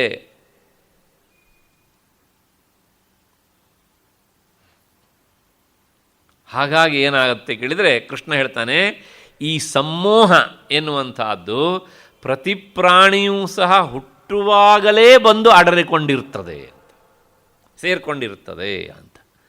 ಅದು ಯಾಕೆ ಈ ಜನ್ಮದಲ್ಲಿ ಹುಟ್ಟುವಾಗಲೇ ಬಂದು ಸೇರಿಕೊಂಡಿರ್ತದೆ ಅಂದರೆ, ನಾವು ಹಿಂದಿನ ಜನ್ಮದಲ್ಲಿ ಸಮ್ಮೋಹವನ್ನು ಕಳೆದುಕೊಳ್ಳೋ ಪ್ರಯತ್ನ ಮಾಡಲಿಲ್ಲ. ಸರಿ, ಆ ಜನ್ಮದಲ್ಲೂ ಯಾಕೆ ಹಾಗೆ ಕೂತಿತು ಅಂದರೆ ಅದಕ್ಕೂ ಹಿಂದಿನ ಜನ್ಮದಲ್ಲಿ ಮಾಡಲಿಲ್ಲ. ಮತ್ತು ಆ ಜನ್ಮದಲ್ಲಿ ಯಾಕೆ ಅಂದರೆ ಅದಕ್ಕೂ ಹಿಂದಿನ ಜನ್ಮದಲ್ಲಿ ಅಂತ. ಸಂಸಾರ ಎನ್ನುವುದು ಅನಾದಿ ಅನ್ನೋದು ವೇದಾಂತದ ಸಿದ್ಧಾಂತ. ಹಾಗಾಗಿ ಹೀಗೆ ಹಿಂದಕ್ಕೆ ಹಿಂದಕ್ಕೆ ಹಿಂದಕ್ಕೆ ಹೋಗ್ತಾ ಇದ್ದರೆ ನಮ್ಮೆಲ್ಲ ಈ ಜನ್ಮದ ಚಕ್ರ ಕಾಣ್ತಾ ಹೋಗ್ತದೆ ಹೀಗೆ. ಅಷ್ಟು ಹಿನ್ನೆಲೆಯಲ್ಲಿ ಕೃಷ್ಣ ಹೇಳ್ತಾನೆ, ಸರ್ಗೇಯಾಂತಿ ಪರಂತಪ, ಇವೆಲ್ಲವೂ ಸಹ ನೀನು ಹುಟ್ಟುವಾಗಲೇ, ಅಂದರೆ ಮನುಷ್ಯ ಹುಟ್ಟುವಾಗಲೇ, ಸರ್ಗ ಅಂತ ಶಬ್ದ, ನಾಟ್ ಸ್ವರ್ಗ. ಸರ್ಗ ಅಂದರೆ ಸೃಷ್ಟಿ, ಹುಟ್ಟುವಿಕೆ ಅಂತ ಅರ್ಥ. ಆಗಲೇ ಬಂದು ಇವನನ್ನು ಸೇರಿಕೊಂಡು ಬಿಡ್ತವೆ. ಹಾಗಾಗಿ ಸರ್ವಭೂತಾನಿ ಸಮ್ಮೋಹಂ ಯಾಂತಿ, ಎಲ್ಲ ಪ್ರಾಣಿಗಳು ಸಹ ಹುಟ್ಟುವಾಗಲೇ ಮೋಹಕ್ಕೆ ತುತ್ತಾಗಿ ಬಿಡುತ್ತವೆ. ನೋಡಿ, ಚಿಕ್ಕ ಮಕ್ಕಳಿಗೆ ನಾವು ಏನು ಹೇಳ್ಕೊಡೋದಿಲ್ಲ, ಆದರೂ ಸಹ ಯಾವುದೋ ಒಂದಿಷ್ಟು ವಸ್ತುಗಳನ್ನು ಕೊಟ್ಟಾಗ ಇದು ನಂದು ಎನ್ನುವ ಭಾವನೆ ಬರ್ತದೆ ಅವರಿಗೆ. ಆ ನಂದು ಎನ್ನುವ ಭಾವನೆ ಏನು? ಅದು ಸಮ್ಮೋಹದ ಸೂಕ್ಷ್ಮ ರೂಪ. ಅದೇ ಇನ್ನೊಂದು ಮಗು ಬಂದು ಅದನ್ನು ಕೇಳಿದಾಗ ನಾನು ನಿನಗೆ ಕೊಡಲ್ಲ, ಮತ್ತು ಪುನಃ ಸಮ್ಮೋಹ. ಇದಕ್ಕೆ ಕಾರಣ ಇಚ್ಛಾ ಮತ್ತು ದ್ವೇಷ. ಹುಟ್ಟಿದ ತಕ್ಷಣ ಕರುವು ತಾಯಿಯ ಕೆಚ್ಚಲಿಗೆ ಬಾಯಿ ಹಾಕ್ತದೆ, ಅದಕ್ಕೆ ಹಾಲು ಕುಡಿ ಅಂತ ಯಾರು ಹೇಳಿದವರು? ಯಾಕೆ? ಇಚ್ಛಾ ದ್ವೇಷ ಗೊತ್ತು ಅದಕ್ಕೆ. ಓಹ್, ಇಲ್ಲಿ ನನಗೆ ಅನುಕೂಲವಾದದ್ದು ಸಿಗ್ತಾ ಇದೆ ಅಂತ. ಹಾಗಾಗಿ ಈ ರಾಗದ್ವೇಷಗಳಿಂದ ಮೋಹ, ಮೋಹದ ವಿಸ್ತೃತ ರೂಪವೇ ಸಮ್ಮೋಹ. ಆ ಸಮ್ಮೋಹ ಎನ್ನುವಂಥದ್ದು ಪ್ರತಿ ಪ್ರಾಣಿಯೂ ಸಹ ಹುಟ್ಟುವಾಗಲೇ ಬಂದು ಸೇರಿಕೊಂಡಿರುತ್ತದೆ. ಇಷ್ಟು ಈ ಶ್ಲೋಕದ ಅರ್ಥ. ಅಷ್ಟಾದ ಮೇಲೆ ಈಗ ಅರ್ಜುನ ಒಂದು ಸಂಶಯವನ್ನು ಎತ್ತಿದ. ಈ ಸಂಶಯ ಯಾಕೆ ಎತ್ತಿದ ಅಂದರೆ, ಕೃಷ್ಣ ಹೇಳಿದ ಸರ್ವಭೂತಾನಿ ಸಮ್ಮೋಹಂ ಸರ್ಗೇಯಾಂತಿ ಪರಂತಪ ಅಂತ. ಎಲ್ಲರೂ ಸಹ ಹುಟ್ಟುವಾಗಲೇ ಈ ಮೋಹದಿಂದ ಕೂಡಿರ್ತಾರೆ. ಆದ್ದರಿಂದ ಅವರು ಹೊರಮುಖವಾಗಿಯೇ ನೋಡ್ತಾರೆ. ಯಾಕೆ? ಇಚ್ಛಾ ಮತ್ತು ದ್ವೇಷ ಇವೆರಡು ಹೊರಗಿನ ವಸ್ತುಗಳಲ್ಲಿರುವಂಥವುಗಳು. ಹಾಗಾಗಿ ತನಗೆ ಯಾವುದು ಇಷ್ಟವಾಗ್ತದೆಯೋ ಅದನ್ನು ಹುಡುಕಿಕೊಂಡು ಹೋಗ್ತಾನೆ, ತನಗೆ ಯಾವುದು ಪ್ರತಿಕೂಲವಾಗಿದೆಯೋ ಅದನ್ನು ದ್ವೇಷಿಸ್ತಾನೆ. ಹೀಗೆ ಇಚ್ಛೆ ಇದ್ದಲ್ಲಿ ಪ್ರೀತಿ, ಪ್ರತಿಕೂಲ ಇದ್ದಲ್ಲಿ ದ್ವೇಷ, ಹೀಗೆ ಸದಾ ಇವನ ಮನಸ್ಸು ಹೊರಮುಖವಾಗಿಯೇ ಹರಿತಾ ಇದ್ದಾಗ ಒಳಗೆ ಅಂತರ್ಯಾಮಿಯಾಗಿರುವಂಥ ನನ್ನನ್ನು ಯಾವನು ತಾನೇ ನೋಡ್ತಾನೋ? ಯಾವಾಗ ಇದು ಇದೆ ಅಂತಲೇ ಅರ್ಥ ಮಾಡಿಕೊಳ್ಳುವುದಿಲ್ವೋ, ಮತ್ತು ಇದನ್ನು ಚಿಂತನೆ ಮಾಡುವುದು, ಭಜಿಸುವುದಾದರೂ ಹೇಗೆ ಸಾಧ್ಯ? ಆದ್ದರಿಂದ ಸುತರಾಮ ಆಗುವುದಿಲ್ಲ. ಅರ್ಜುನನ ಪ್ರಶ್ನೆಗೆ ಉತ್ತರ. ಅರ್ಜುನ ಕೇಳಿದ್ನಲ್ಲ, ಹೀಗಿದ್ದರೂ ಸಹ ನಿನ್ನನ್ನು ಭಜಿಸದೇ ಇರುವುದಕ್ಕೆ ಏನು ಕಾರಣ ಅಂದರೆ ಇದೇ ಕಾರಣ. ಅಲ್ಲಿಗೆ ಆತ್ಮವಸ್ತುವನ್ನು ನಾವು ಹುಡುಕೊಂಡು ಇನ್ನೆಲ್ಲೋ ಹೋಗಬೇಕಾದದ್ದಿಲ್ಲ, ಒಳಗೇನೇ ನಾವು ಹುಡುಕಬೇಕಾದದ್ದು ಅಂತ. ಅದನ್ನೇ ನಾನು ಹಿಂದೆ ಹೇಳಿದ್ದೆ ಪೀಠಿಕೆಯಲ್ಲಿ, ಇಲ್ಲಿ ನಾವು ಶೋಧನೆ ಮಾಡಬೇಕಾದದ್ದು ಉಂಟು ಅಂತ. ಅಷ್ಟು ಹಿನ್ನೆಲೆಯಲ್ಲಿ ಈಗ ಅರ್ಜುನ ಒಂದು ಪ್ರಶ್ನೆಯನ್ನು ಕೇಳಿದ. ಏನು ಅಂದರೆ, ಕೃಷ್ಣ ನೀನು ಈ ಶ್ಲೋಕದಲ್ಲಿ ಹೇಳಿದೆ ಸರ್ವಭೂತಾನಿ ಸಮ್ಮೋಹಂ ಸರ್ಗೇಯಾಂತಿ, ಎಲ್ಲ ಪ್ರಾಣಿಗಳೂ ಸಹ ಹುಟ್ಟುವಾಗಲೇ ಮೋಹಕ್ಕೆ ಒಳಪಡ್ತಾರೆ. ಮೋಹಕ್ಕೆ ಕಾರಣ ಇಚ್ಛಾ ಮತ್ತು ದ್ವೇಷ. ಅಂದರೆ ಈ ಸಮೂಹಕ್ಕೆ ಒಳಗಾಗಿ ಇವರೆಲ್ಲರೂ ಸಹ ಹೊರಮುಖವಾಗಿಯೇ ನೋಡ್ತಾ ನೋಡ್ತಾ ಹೋಗ್ತಾರೆ, ನಿನ್ನನ್ನು ಮರೀತಾರೆ ಅಂತ ಈ ಶ್ಲೋಕದಲ್ಲಿ ಹೇಳಿದೆ. ಆದರೆ ಇದೇ 7ನೇ ಅಧ್ಯಾಯದ 16ನೇ ಶ್ಲೋಕದಲ್ಲಿ ನೀನು ಒಂದು ಮಾತು ಹೇಳಿದ್ದೀಯೆ. ಮುಂದೆ ಹೇಳ್ತಾ ಹೇಳ್ತಾ ಬಂದು ಅದನ್ನು ಮರೆತು ಬಿಟ್ಟಿಯ ನೀನು. ಏನು ಅಂದರೆ, ಚತುರ್ವಿಧ ಭಜಂತೆ ಮಾಂ ಜನಾ ಸುಕೃತೆನೋರ್ಜುನ ಆರ್ತಃ ಜಿಜ್ಞಾಸು ಅರ್ಥಾರ್ಥೀ ಜ್ಞಾನೀ ಚ ಭರತರ್ಷಭ. ಅಲ್ಲಿ ಕೃಷ್ಣ ಹೇಳಿದ್ದ, ನನ್ನನ್ನು 4 ತರಹದ ಪುಣ್ಯಾತ್ಮರು ಭಜಿಸುತ್ತಾರೆ ಅಂತ. ಯಾರ್ಯಾರು? ಆರ್ತರು, ಅರ್ಥಾರ್ಥಿಗಳು, ಮತ್ತು ಜಿಜ್ಞಾಸುಗಳು ಮತ್ತು ಜ್ಞಾನಿಗಳು ಅಂತ ಅಲ್ಲಿ ಕೃಷ್ಣ ಹೇಳಿದ್ದಾನೆ. ಇಲ್ಲಿ ಹೇಗೆ ಹೇಳ್ತಿದ್ದಾನೆ? ಹಾಗಾಗಿ ನಿನ್ನ ಮಾತಿನಲ್ಲಿಯೇ ಈಗ ವೈರುಧ್ಯ ಬಂತು ಅಂತಾನೆ ಅರ್ಜುನ. ಯಾರು ಸಂಪೂರ್ಣ ಮೋಹಕ್ಕೆ ಒಳಗಾಗಿ ಬಿಡ್ತಾರೋ ಅವರು ನಿನ್ನನ್ನು ಭಜಿಸುವುದು ಸಾಧ್ಯವೇ ಇಲ್ಲ. ಯಾರು ಈ 4 ತರಹದ ಭಕ್ತರಾಗಿರ್ತಾರೋ ಅವರು ಮೋಹಕ್ಕೆ ಒಳಗಾಗುವ ಹಾಗೆ ಇಲ್ಲ. ಹಾಗಾಗಿ ಈ 2 ಅಂಶದಲ್ಲಿ ಯಾವುದೋ ಒಂದಂಶ ಮಾತ್ರ ಸತ್ಯ ಆಗಬಹುದೇ ಅಷ್ಟೇ ಹೊರತೂ ಸಹ 2 ಅಂಶ ಸತ್ಯ ಆಗುವ ಸಾಧ್ಯತೆ ಇಲ್ಲ. ಒಂದು, ನಿನ್ನನ್ನು ಭಜಿಸುವಂಥವರ 4 ಗುಂಪು ಇರಲೇಬೇಕು, ಅವರಿಗೆ ಮೋಹ ಇಲ್ಲ. ಇಲ್ಲ ಎಲ್ಲರೂ ಮೋಹಕ್ಕೆ ಒಳಗಾಗ್ತಾರೆ ಅಂತ ಹೇಳಿದರೆ ಈ 4 ತರಹದ ಗುಂಪಿರಲಿಕ್ಕೆ ಸಾಧ್ಯ ಇಲ್ಲ. ಯಾವುದನ್ನು ಒಪ್ಕೊಳ್ತೀಯ ಹೇಳು? ಇದು ಅರ್ಜುನನ ಸಂಶಯ. ಗೀತೆಯ ವಿಶೇಷತೆ ಇದು. ಅಂದರೆ ನಾವೇ ಅಕಸ್ಮಾತ್ ಓದ್ತಾ ಬಂದಾಗ ನಮಗೆ ಈ ಸಂಶಯ ಬಂದುಬಿಡ್ತದೆ. ಅರ್ಜುನನ ಮೂಲಕ ಈ ಸಂಶಯವನ್ನು ನಾವು ತಿಳಿದುಕೊಳ್ಳೋದಕ್ಕಾಗತ್ತೆ. ಓಹೋ, ಏನೋ ಸ್ವಾರಸ್ಯ ಉಂಟು ಇಲ್ಲಿ.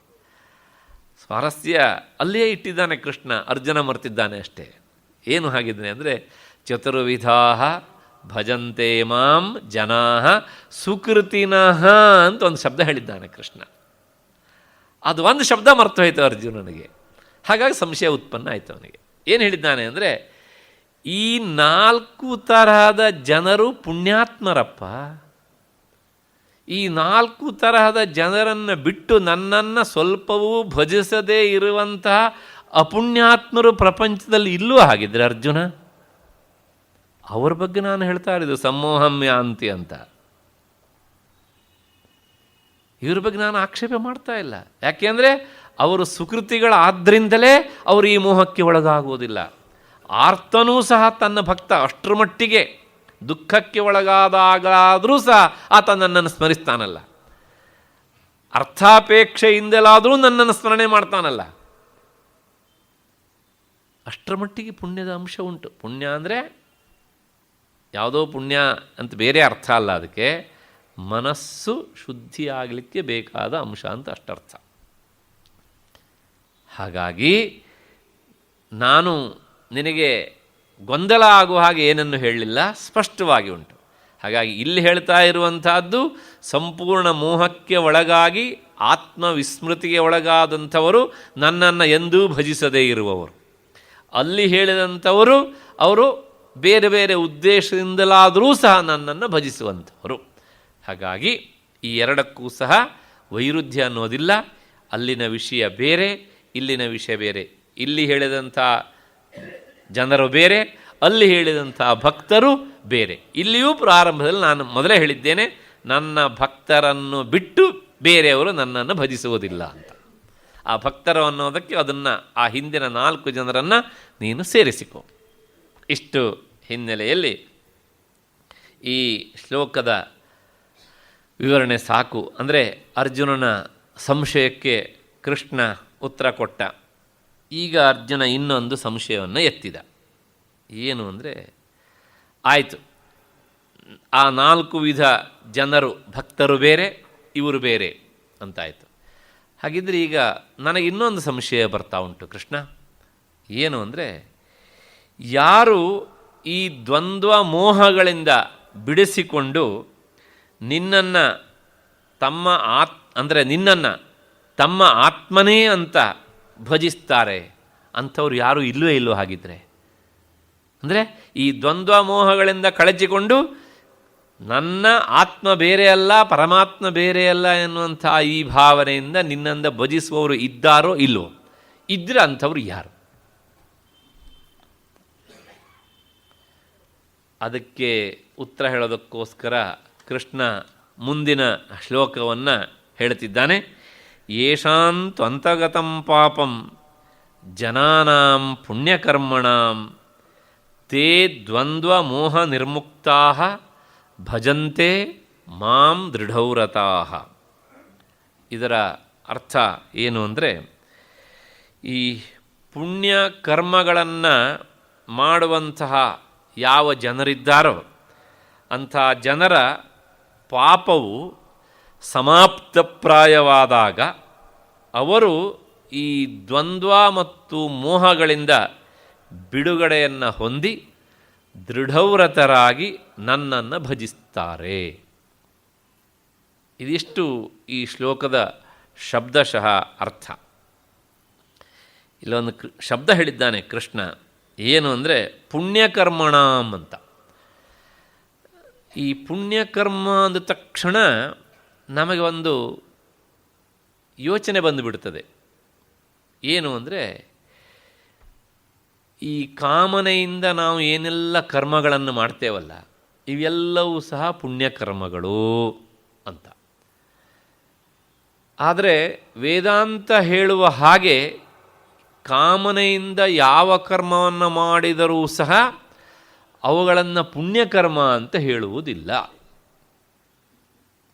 ಯಾಕೆ ಅಂದರೆ ಪುಣ್ಯಕರ್ಮಗಳು ಮತ್ತೆ ಪುನಃ ನಮಗೆ ಜನನಕ್ಕೆ ಕಾರಣವಾಗ್ತವೆ, ಕಾಮ್ಯಕರ್ಮಗಳು. ಆದ್ದರಿಂದ ಅವುಗಳನ್ನು ಪುಣ್ಯಕರ್ಮ ಅಂತ ವೇದ ಅಂತ ಹೇಳುವುದಿಲ್ಲ, ಕಾಮ್ಯಕರ್ಮಗಳನ್ನು.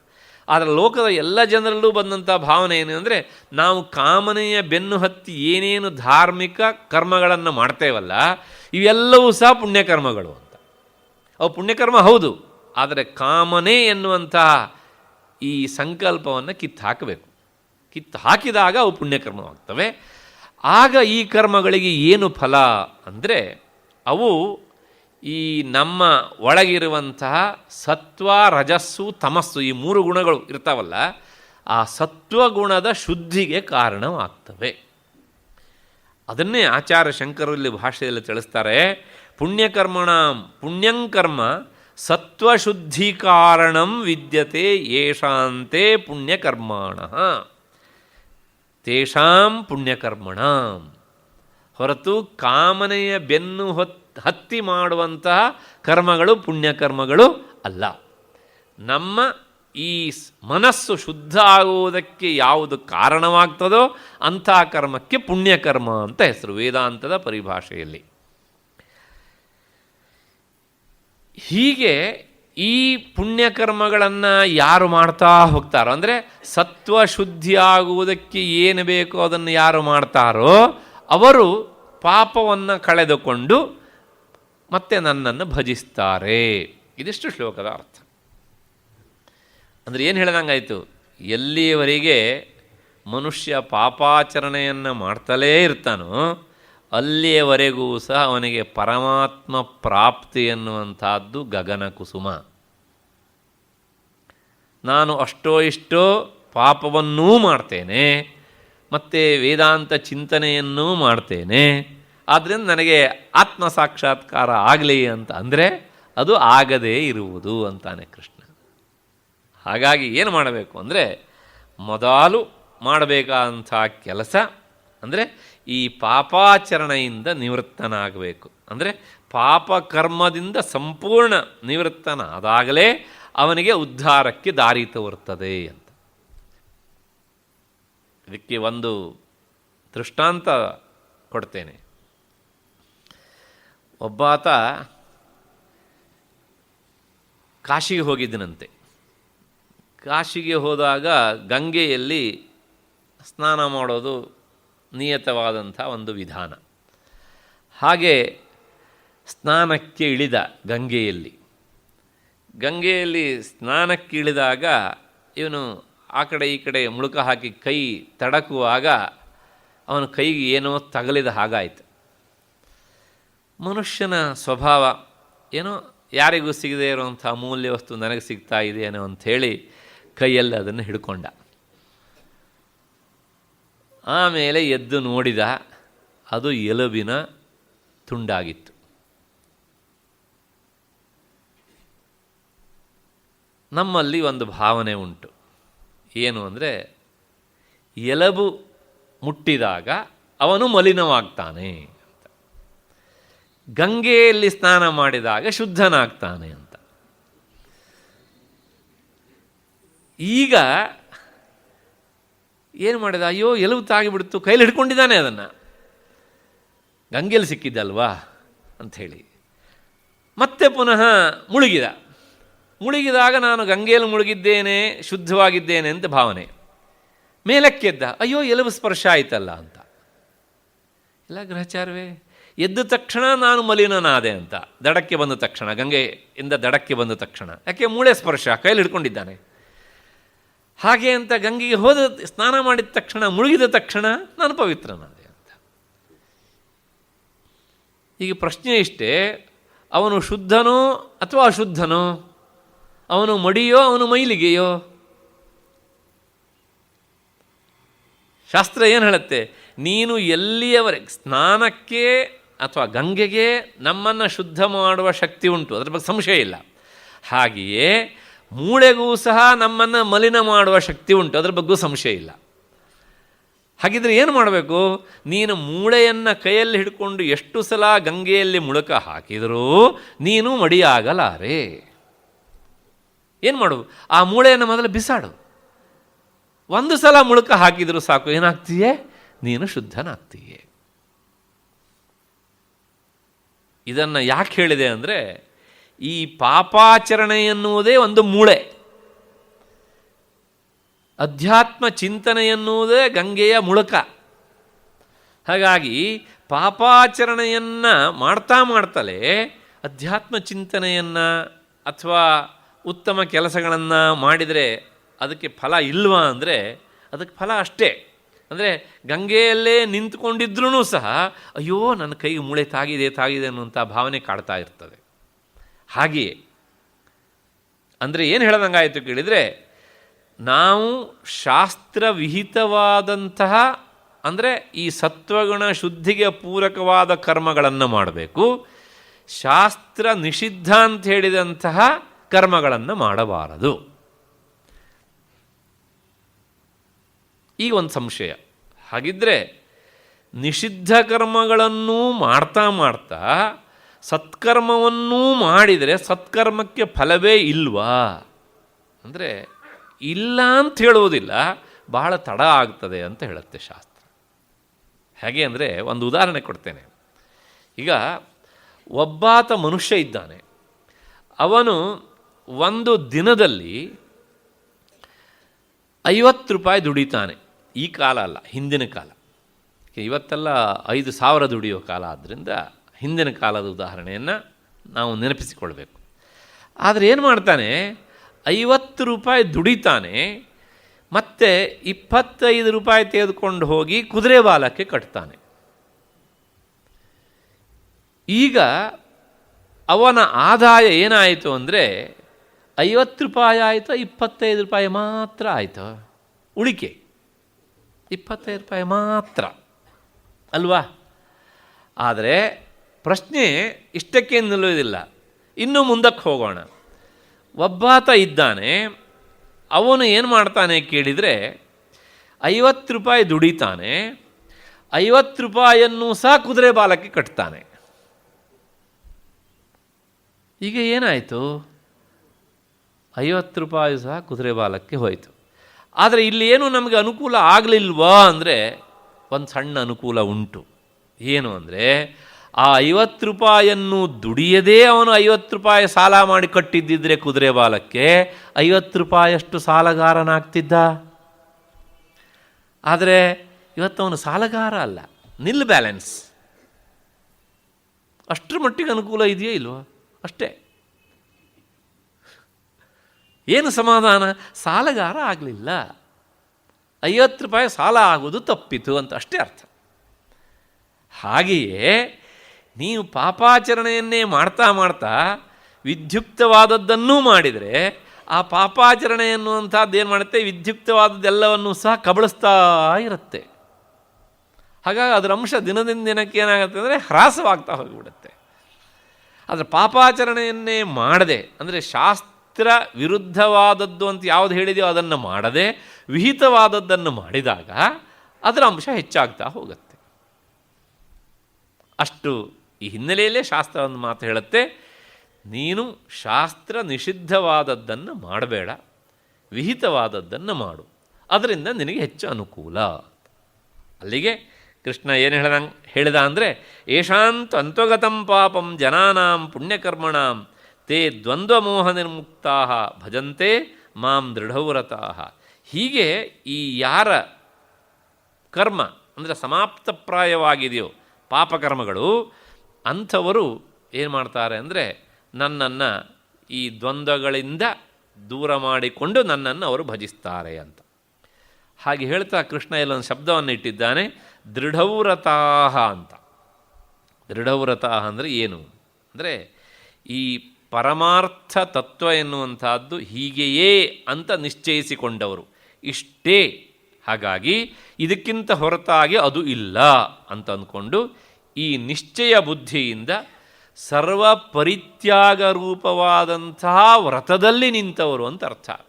ಅಂದರೆ ಸರ್ವ ಪರಿತ್ಯಾಗ, ಯಾವುದೇ ಕಾಮನೆಗಳನ್ನೂ ಸಹ ಮನಸ್ಸಿನಲ್ಲಿ ಇರಿಸಿಕೊಳ್ಳದೆ ಅದನ್ನೂ ಸಹ ಬಿಟ್ಟವರು. ಅದರ ಸಾಂಕೇತಿಕವಾಗಿ ದೇಹದ ವ್ಯಾಮೋಹವನ್ನು ಸಹ ಬಿಟ್ಟವರು ಅಂತ ಅರ್ಥ.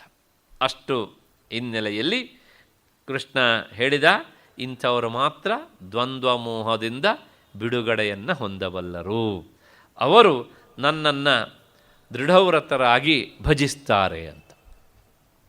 ಇಷ್ಟು ಹೇಳಿದ ಮೇಲೆ ಅರ್ಜುನ ಈಗ ಇನ್ನೊಂದು ಸಂಶಯವನ್ನು ಮುಂದಿಟ್ಟ. ಏನು ಅಂದರೆ, ತೇ ಕಿಮರ್ಥಂ ಭಜಂತೆ, ಈ ಜನರಾದರೂ ಸಹ ತಾವು ಪಾಪಾಚರಣೆಯನ್ನು ಮಾಡುವುದನ್ನು ಬಿಟ್ಟು ದ್ವಂದ್ವ ಮೋಹಗಳಿಂದ ದೂರ ಸರಿದು ಈ ಜನರು ಯಾಕೆ ನಿನ್ನನ್ನು ಭಜಿಸ್ತಾರೆ? ಅವರಿಗೆ ಇನ್ನೇನು ಕೆಲಸ ಇಲ್ವ ಕೃಷ್ಣ ಅಂತ ಅರ್ಜುನ ಕೇಳಿದ.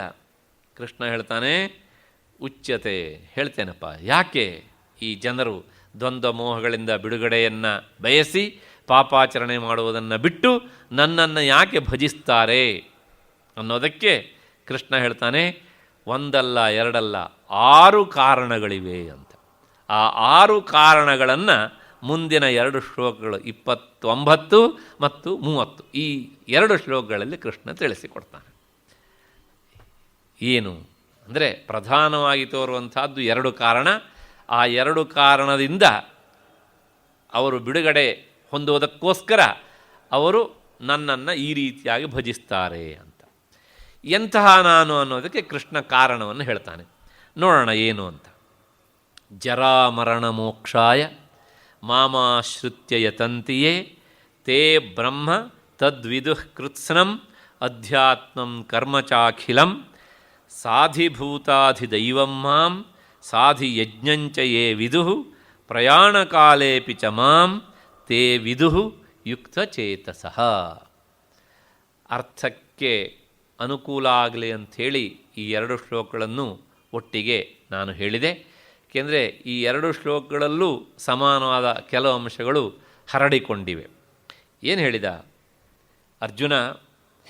ಈ ಮುಪ್ಪು ಮತ್ತು ಸಾವುಗಳ ಬಿಡುಗಡೆಗಾಗಿ ಯಾರು ನನ್ನನ್ನು ಆಶ್ರಯಿಸಿ, ಅಂದರೆ ನನ್ನಲ್ಲಿಯೇ ಮನಸ್ಸನ್ನು ಇರಿಸಿ ಪ್ರಯತ್ನಿಸ್ತಾರೋ ಅವರು ಆ ಬ್ರಹ್ಮವನ್ನು ಮತ್ತು ಸಂಪೂರ್ಣವಾದಂಥ ಅಧ್ಯಾತ್ಮವನ್ನು, ಅಂದರೆ ಪ್ರತ್ಯೇಗಾತ್ಮನನ್ನು ಮತ್ತು ಸಮಸ್ತ ಕರ್ಮಸ್ವರೂಪವನ್ನು ಅರಿತುಕೊಳ್ಳುತ್ತಾರೆ. ಇದಿಷ್ಟು 29ನೇ ಶ್ಲೋಕಕ್ಕೆ ಅರ್ಥ. 30ನೇ ಶ್ಲೋಕಕ್ಕೆ ಅರ್ಥ, ಅಧಿಭೂತ ಮತ್ತು ಅಧಿದೈವ ಅಧಿಯಜ್ಞಗಳಿಂದ ಕೂಡಿದಂಥ ನನ್ನನ್ನು ಯಾರು ತಿಳಿದುಕೊಳ್ತಾರೋ ಅವರು ಪ್ರಯಾಣ ಕಾಲದಲ್ಲಿಯೂ ಸಹ, ಪ್ರಯಾಣ ಕಾಲ ಅಂದರೆ ಮರಣಕಾಲದಲ್ಲಿಯೂ ಸಹ ಅಂತ ಅರ್ಥ. ಲೌಕಿಕವಾದ ಪ್ರಯಾಣ ಅಲ್ಲ, ಇಲ್ಲಿ journey, last journey, not day to day journey. ಆ ಮರಣಕಾಲದಲ್ಲಿಯೂ ಸಹ ಚಿತ್ತದ ಸಮಾಧಾನವನ್ನು ಹೊಂದಿ ನನ್ನನ್ನು ಸ್ಮರಿಸ್ತಾರೆ, ನನ್ನನ್ನು ಅರಿತುಕೊಳ್ತಾರೆ.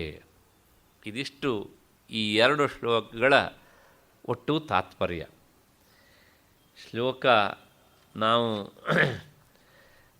ತಾತ್ಪರ್ಯವನ್ನು ನೋಡಿದ್ದಾಯಿತು. ಅದು ಸ್ವಲ್ಪ ವಿವರಣೆ ಬೇಕು. ಎಲ್ಲ ಶಬ್ದಗಳನ್ನು ವಿವರಣೆ ಮಾಡೋದಿಲ್ಲ. ಯಾಕೆಂದರೆ ಇಲ್ಲಿ ಬರುವಂಥ ಕೆಲವು ಶಬ್ದಗಳು ಅಪ್ಪಟ ವೇದಾಂತದ ಶಬ್ದಗಳು. ಅವುಗಳನ್ನು ಮತ್ತೆ ನಾಳೆ ದಿವಸ ನಾವು ಸೇರಿದಾಗ ನೋಡಬೇಕು. ಆದರೂ ಕೃಷ್ಣ ಒಂದು ಮಾತು ಹೇಳ್ತಾನೆ, ಯಾಕೆ ಈ ದ್ವಂದ್ವ ಮೋಹಗಳಿಂದ ಬಿಡಿಸಿಕೊಂಡು ಪಾಪಾಚರಣೆ ಮಾಡುವುದನ್ನು ಬಿಟ್ಟು ನನ್ನನ್ನು ಭಜಿಸ್ತಾರೆ ಅನ್ನೋದಕ್ಕೆ 2 ಕಾರಣ ಹೇಳ್ತಾನೆ. ಅದಕ್ಕೆ ಕಾರಣ ಇಷ್ಟೇ, ಜರಾ ಮರಣ ಮೋಕ್ಷಾಯ. ಇಲ್ಲಿ ಮೋಕ್ಷ ಅನ್ನೋದಕ್ಕೆ ಬಿಡುಗಡೆ ಯಾವುದರಿಂದ? ಜರ ಮತ್ತು ಮರಣ, ಇವುಗಳಿಂದ ಬಿಡಿಸಿಕೊಳ್ಳೋದಕ್ಕೋಸ್ಕರ ಅಂತ. ಜರ ಮರಣ. ಜರ ಅಂದರೆ ಏನು ಹಾಗಿದ್ರೆ? ಜರ ಅಂದರೆ ವೃದ್ಧಾಪ್ಯ, ಇನ್ನೊಂದು ಶಬ್ದ ವಾರ್ಧಕ್ಯ ಅಂತ.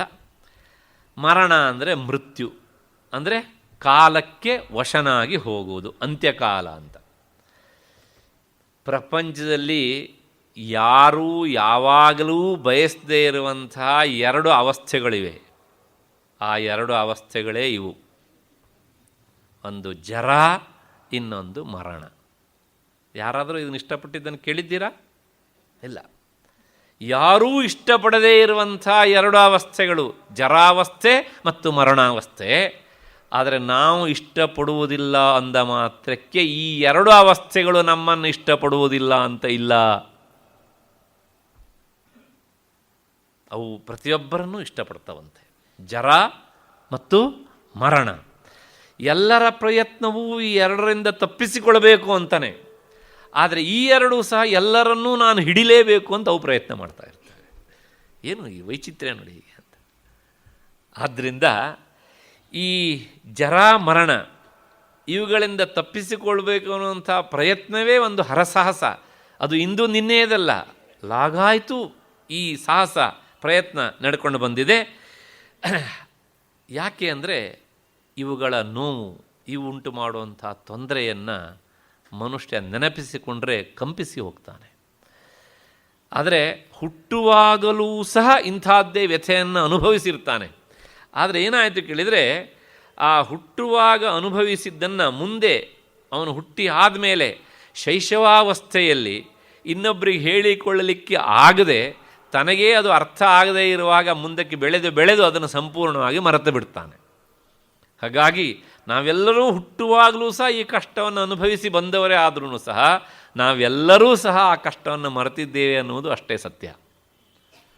ಹಾಗಾಗಿ ನಮಗೇನಾಗಿದೆ ಕೇಳಿದರೆ, ಹುಟ್ಟುವಾಗ ನಮಗೆ ಕಷ್ಟ ಆಗಿದೆ ಅನ್ನೋದು ಯಾರಿಗೂ ನೆನಪಿಲ್ಲ.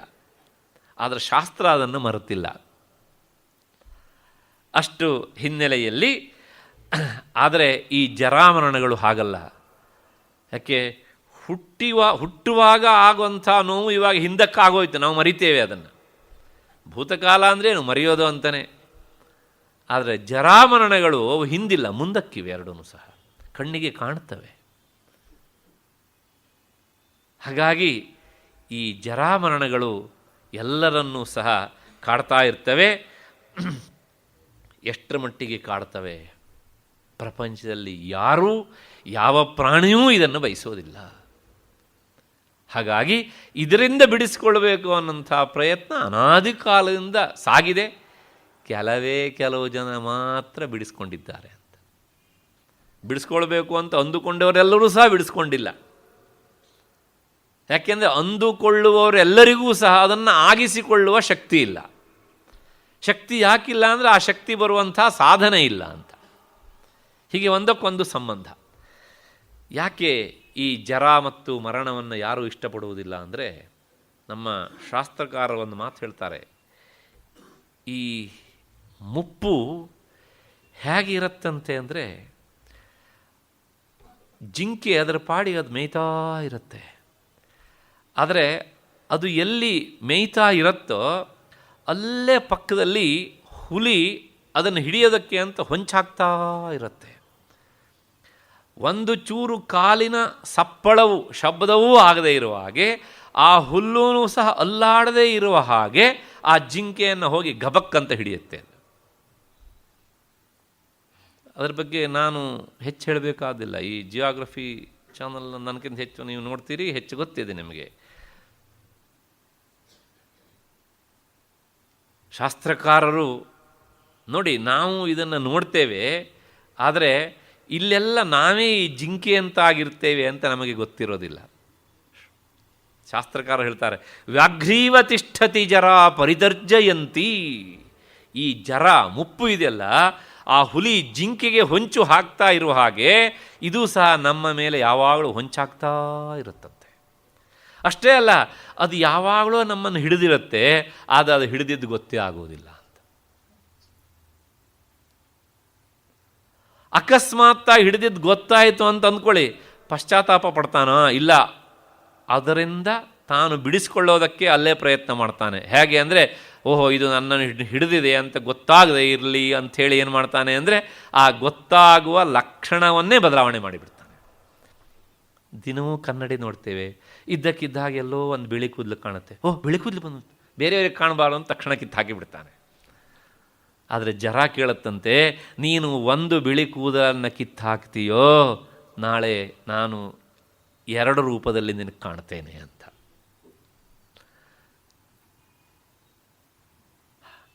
ಹಾಗಾಗಿ ಕೂದಲನ್ನು ಕಿತ್ತಾಕಿದ ಮಾತ್ರಕ್ಕೆ ನೀನು ನಿನ್ನ ಮುಪ್ಪನ್ನು ಮುಚ್ಚಿಡಲಾರೆ.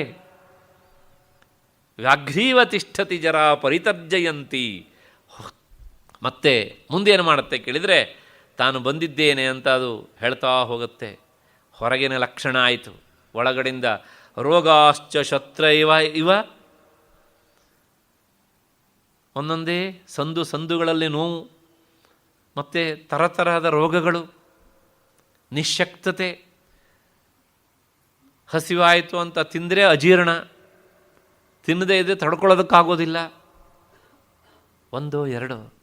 ಹೀಗೆ ಆಲೋಚನೆ ಮಾಡ್ತಾ ಇರುವಾಗಲೇ ಅನಿಸತ್ತಂತೆ ಮನುಷ್ಯನಿಗೆ, ಇಲ್ಲ ನನಗೆ ಮುಪ್ಪು ಅಡರಿದ್ದು ಹೆಚ್ಚಾಗಿ ಹೋಯಿತು, ನಾನಿನ್ನು ಜಾಸ್ತಿ ದಿವಸ ಬದುಕೋದಿಲ್ಲ. ಆಯುಃ ಪರಿಸ್ರವತಿ ಭಿನ್ನ ಘಟಾದಿವಾಂಭ. ತೂತು ಮಡಿಕೆಯಲ್ಲಿ ನೀರು ಸುರಿದು ಹೋಗುವ ಹಾಗೆ ಈ ಆಯುಷ್ಯ ಎನ್ನುವಂಥ ನೀರು 9 ರಂಧ್ರಗಳಿಂದ ಕೂಡಿದಂತಹ ಈ ದೇಹ ಎನ್ನುವಂಥ ಮಡಿಕೆಯಿಂದ ಸುರಿದು ಹೋಗ್ತಾ ಇರ್ತದೆ ಅಂತ. ಇದನ್ನು ನೀ ತಡೀತೀಯೋ, ತಡೆಯೋದಕ್ಕೆ ಸಾಧ್ಯ ಉಂಟೋ ಅಂತ ಶಾಸ್ತ್ರಕಾರರು ಕೇಳ್ತಾ ಮುಂದೆ ಆ ಜರಾ ಅಂದರೆ ವೃದ್ಧಾಪ್ಯವನ್ನು ವರ್ಣನೆ ಮಾಡ್ತಾರೆ. ಕೇಳಿದರೆ ಭಯಾನಕವಾಗಿ ಉಂಟು. ಹಾಗಾಗಿ ಯಾರಿಗೂ ಅದು ಇಷ್ಟ ಆಗದೇ ಇರುವಂಥದ್ದು. ಹೇಗುಂಟು ಜರ ಅಂದರೆ, ಗಾತ್ರಂ ಸಂಕುಚಿತಂ ಗತಿರ್ವಿಗಲಿತ ಭೃಷ್ಟಾಚ ದಂತಾವಲಿ ದೃಷ್ಟಿರ್ನಶ್ಯತಿ ವರ್ಧತೆ ಬಧಿರತ ವಕ್ತೃಂಚ ಲಾಲಾಯತೆ ವಾಕ್ಯಂ ನಾದ್ರಿಯತೆ ಚ ಬಾಂಧವಜನೋ ಭಾರ್ಯಾ ನ ಶುಶ್ರೂಷತೆ. ಹಾ ಕಷ್ಟಂ ಪುರುಷಸ್ಯ ಜೀರ್ಣವಯಸಃ ಪುತ್ರೋಪಿ ಅಮಿತ್ರಾಯತೆ. ಹಾ ಕಷ್ಟಂ ಪುರುಷಸ್ಯ ಜೀರ್ಣವಯಸಃ ಪುತ್ರೋಪ್ಯಮಿತ್ರಾಯತೆ.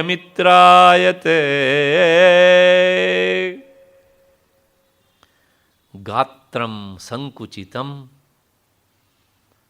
ಯೌವನದಲ್ಲಿ ಹೇಗಿದ್ದ 7 ಅಡಿ ಹೈಟು, ಎಲ್ಲರೂ ಅವನತ್ತ ತಲೆ ಎತ್ತಿ ಮಾತನಾಡಬೇಕು ಅಂಥ ಮನುಷ್ಯ ಇವತ್ತು ಬಿಲ್ಲು ಬಾಗಿದ ಹಾಗೆ ಮುಂದಕ್ಕೆ ಬಾಗಿಬಿಟ್ಟಿದ್ದಾನೆ. ಆ ದೇಹವನ್ನು ಹಿಡಿದುಕೊಳ್ಳೋದಕ್ಕೆ ಅಂತ ಅದಕ್ಕೊಂದು ಆಧಾರವಾಗಿ ಕೈಗೆ ಕೋಲು ಬಂದಿದೆ. ಮೊದಲು 4 ಕಾಲುಗಳಲ್ಲಿ ಸಂಚರಿಸಿದ ಅಂಬೆಗಾಲು, ಅದಾದಮೇಲೆ ಯೌವನದಲ್ಲಿ ನಾನುಂಟೋ 3 ಲೋಕ ಉಂಟೋ ಅಂಥೇಳಿ 2 ಕಾಲಲ್ಲಿ ಲೋಕ ಎಲ್ಲವನ್ನು ಸಂಚರಿಸಿದ.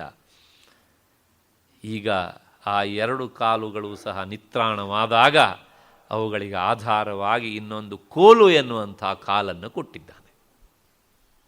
ಗಾತ್ರಂ ಸಂಕುಚಿತಂ, ಇದು ಒಂದರ್ಥ. ಇನ್ನೊಂದರ್ಥ, ಯೌವನದಲ್ಲಿ ಅವನ ದೇಹ ದಷ್ಟಪುಷ್ಟವಾಗಿತ್ತು. ಈಗೇನೂ ಆಗಲಿಲ್ಲ, ವಯಸ್ಸಾದದ್ದೇ ಒಂದು ಕಾರಣ.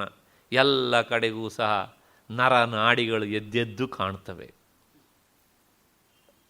ಚರ್ಮ ಎಲ್ಲ ಸಕ್ಕುಗೆಟ್ಟು ಹೋಗಿದೆ, ಎಲ್ಲವೂ ಅದು ಸಂಕುಚಿತವಾಗಿಬಿಟ್ಟಿದೆ.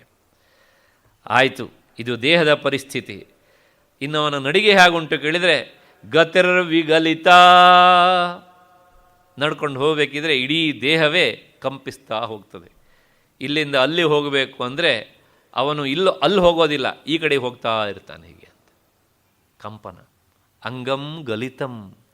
ಭಗವತ್ಪಾದರು ಇದನ್ನೇ ಹೇಳಿದ್ದು ಮೋಹಮುದ್ಗರದಲ್ಲಿ. ಫಲಿತಂ ಮುಂಡಂ. ಮತ್ತು ಮುಂದಿನ ಮಾತು, ಭೃಷ್ಟಾಚ ದಂತಾವಲಿ.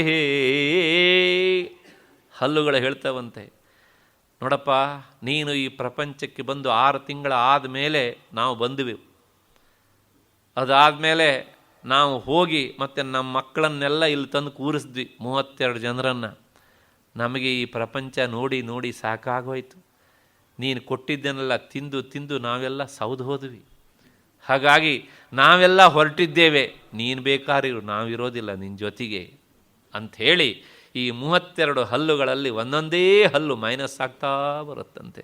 ಭೃಷ್ಟಾಚ ದಂತಾವಲಿ. ಆದರೆ ನಾವೇನು ದಡ್ರ, ಹೋದ್ರೆ ಹೋಗಿ ನೀವು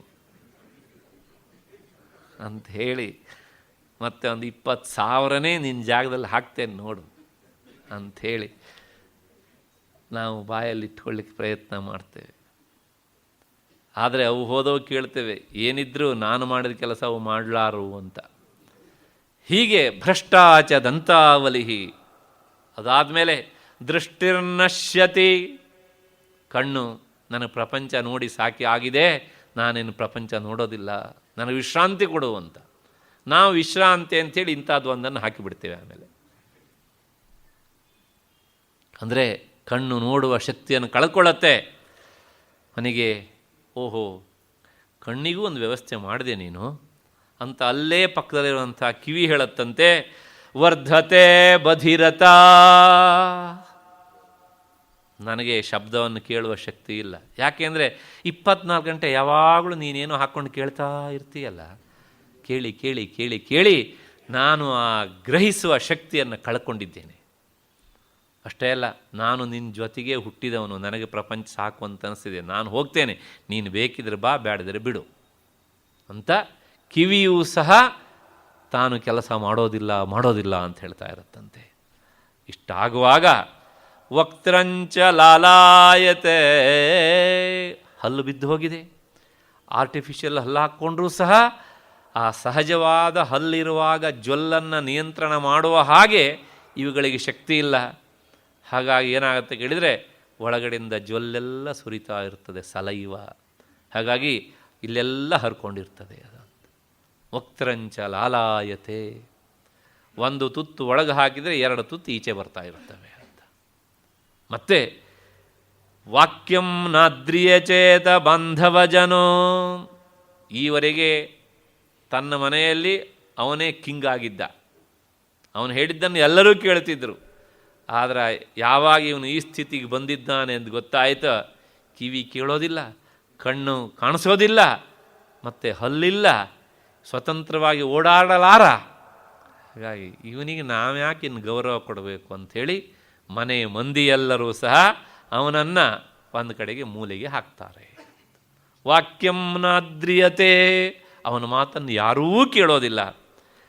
ಕೊನೆಗೆ ಕೈ ಹಿಡದ ಹೆಂಡತಿ ಅವಳು, ಸಾಕ್ರಿ ನಿಮ್ಮ ಗೋಳು, ಎಷ್ಟು ದಿವಸ ಅಂತ ಹೀಗೆ ಸೇವೆ ಮಾಡಲಿ ಅಂತ ಅವಳು ಕೇಳ್ತಾಳೆ.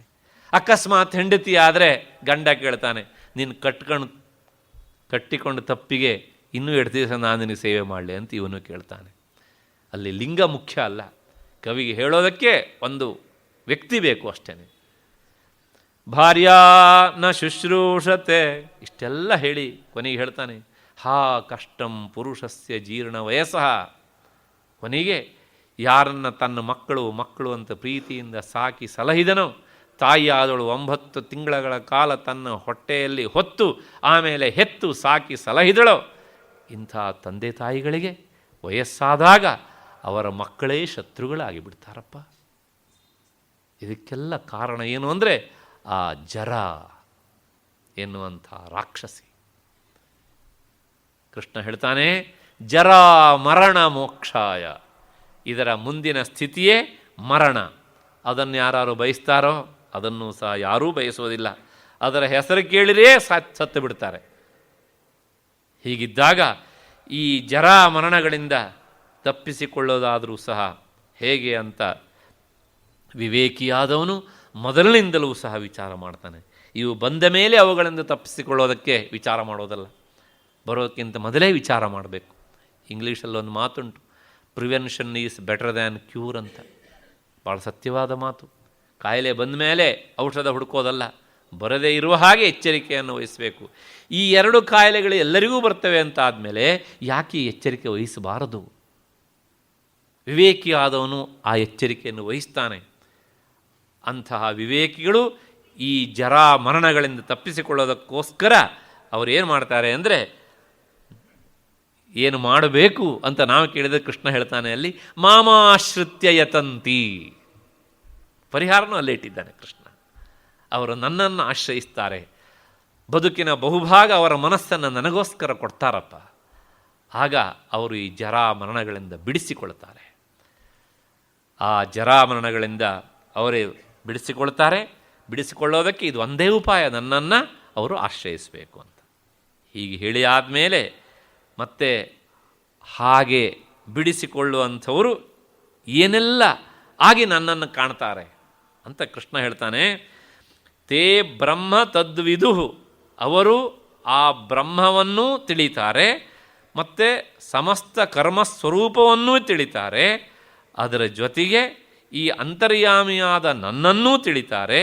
ಅಧಿಭೂತ ಮತ್ತು ಅಧಿದೈವ ಮತ್ತು ಅಧಿಯಜ್ಞ ಇವುಗಳಿಂದ ಕೂಡಿದಂತಹ ನನ್ನನ್ನು ಪ್ರಯಾಣ ಕಾಲದಲ್ಲಿಯೂ ಸಹ ಸ್ಮರಿಸಿಕೊಳ್ತಾರೆ ಅಂತ. ಯಾಕೆ ಹಾಗೆ ಹೇಳಬೇಕು ಕೃಷ್ಣ? ಪ್ರಯಾಣ ಕಾಲದಲ್ಲಿಯೂ ಸ್ಮರಿಸಿಕೊಳ್ತಾರೆ. ಪ್ರಯಾಣ ಕಾಲ ಅನ್ನೋದಕ್ಕೆ ಅರ್ಥ ಮರಣಕಾಲ ಅಂತ ಹೇಳಿದೆ. ಆ ಮರಣಕಾಲದಲ್ಲಿ ಚಿತ್ತ ವಿಕ್ಷೇಪಕ್ಕೆ ಒಳಗಾಗ್ತದೆ. ನಾನು ಹಿಂದೆ ಆ ಮಾತನ್ನು ಬಹಳಷ್ಟು ಸಲ ಹೇಳಿದ್ದೇನೆ ಆತ್ಮಾರ್ಪಣ ಸ್ತುತಿಯನ್ನು ಹೇಳುವಾಗ. ಮರೆವು ಅಡರು ಬಿಡುತ್ತದೆ, ಯಾವುದೂ ನೆನಪಿಗೆ ಬರುವುದಿಲ್ಲ.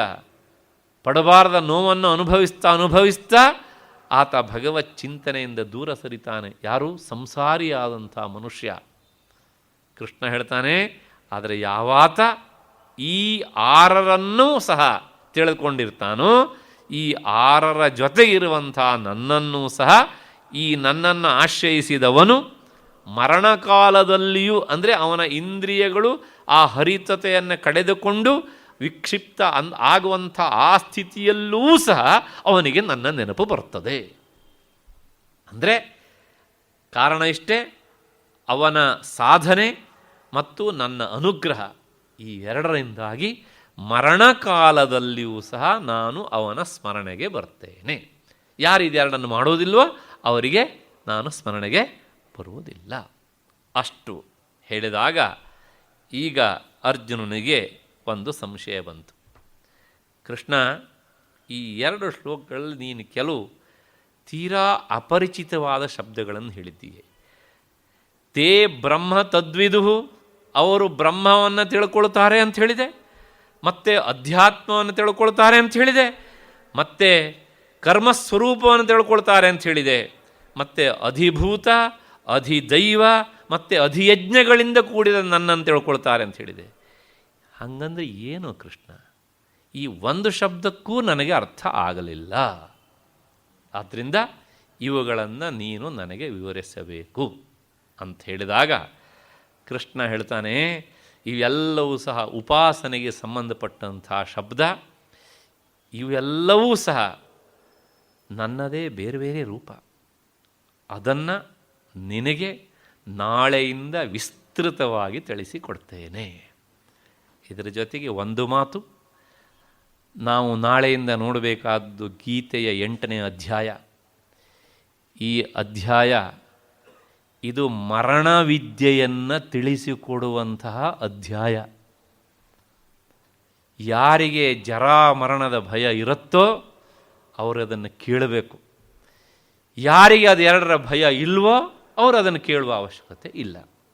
ಹಾಗಾಗಿ ಆ ಉಪಾಸಕರಿಗೆ ಆಗುವಂಥ ಉತ್ತರಾಯಣ, ದಕ್ಷಿಣಾಯಣ ಇತ್ಯಾದಿ ಎಲ್ಲ ದಾರಿಯಲ್ಲಿ ಅವರು ಪ್ರಯಾಣ ಮಾಡೋದು ಎಲ್ಲವನ್ನೂ ಸಹ ಕೃಷ್ಣ ಸುದೀರ್ಘವಾಗಿ ಅಧ್ಯಾಯದಲ್ಲಿ ತಿಳಿಸಿಕೊಡ್ತಾನೆ. ಆ 8ನೇ ಅಧ್ಯಾಯ ಅಕ್ಷರ ಪರಬ್ರಹ್ಮಯೋಗ ಎನ್ನುವಂಥದ್ದು ಅತ್ಯಂತ ಮುಖ್ಯವಾದಂಥ ಅಧ್ಯಾಯ. ಎಲ್ಲವೂ ಮುಖ್ಯವಾದವುಗಳೇ, ಆದರೆ ಇದು ಮಧ್ಯಮಣಿ ಇದ್ದ ಹಾಗೆ. ಹಾಗಾಗಿ ಈ ಅಧ್ಯಾಯವನ್ನು ಹೆಚ್ಚು ಶ್ರದ್ಧೆಯಿಂದ ಹೆಚ್ಚು ಜನರನ್ನು ಒಳಗೊಂಡು ಕೇಳಬೇಕು. ಆಗ ಗೀತಾಚಾರ್ಯ ಅರ್ಜುನನಿಗೆ ಹೇಳಿದಂಥ ಪ್ರಯತ್ನ ಸಾರ್ಥಕವಾಗ್ತದೆ ಅಂತ ಹೇಳ್ತಾ ನಾಳೆ 6:15 ಸರಿಯಾಗಿ ಸೇರೋಣ. ಎಲ್ಲರಿಗೂ ನಮಸ್ಕಾರ.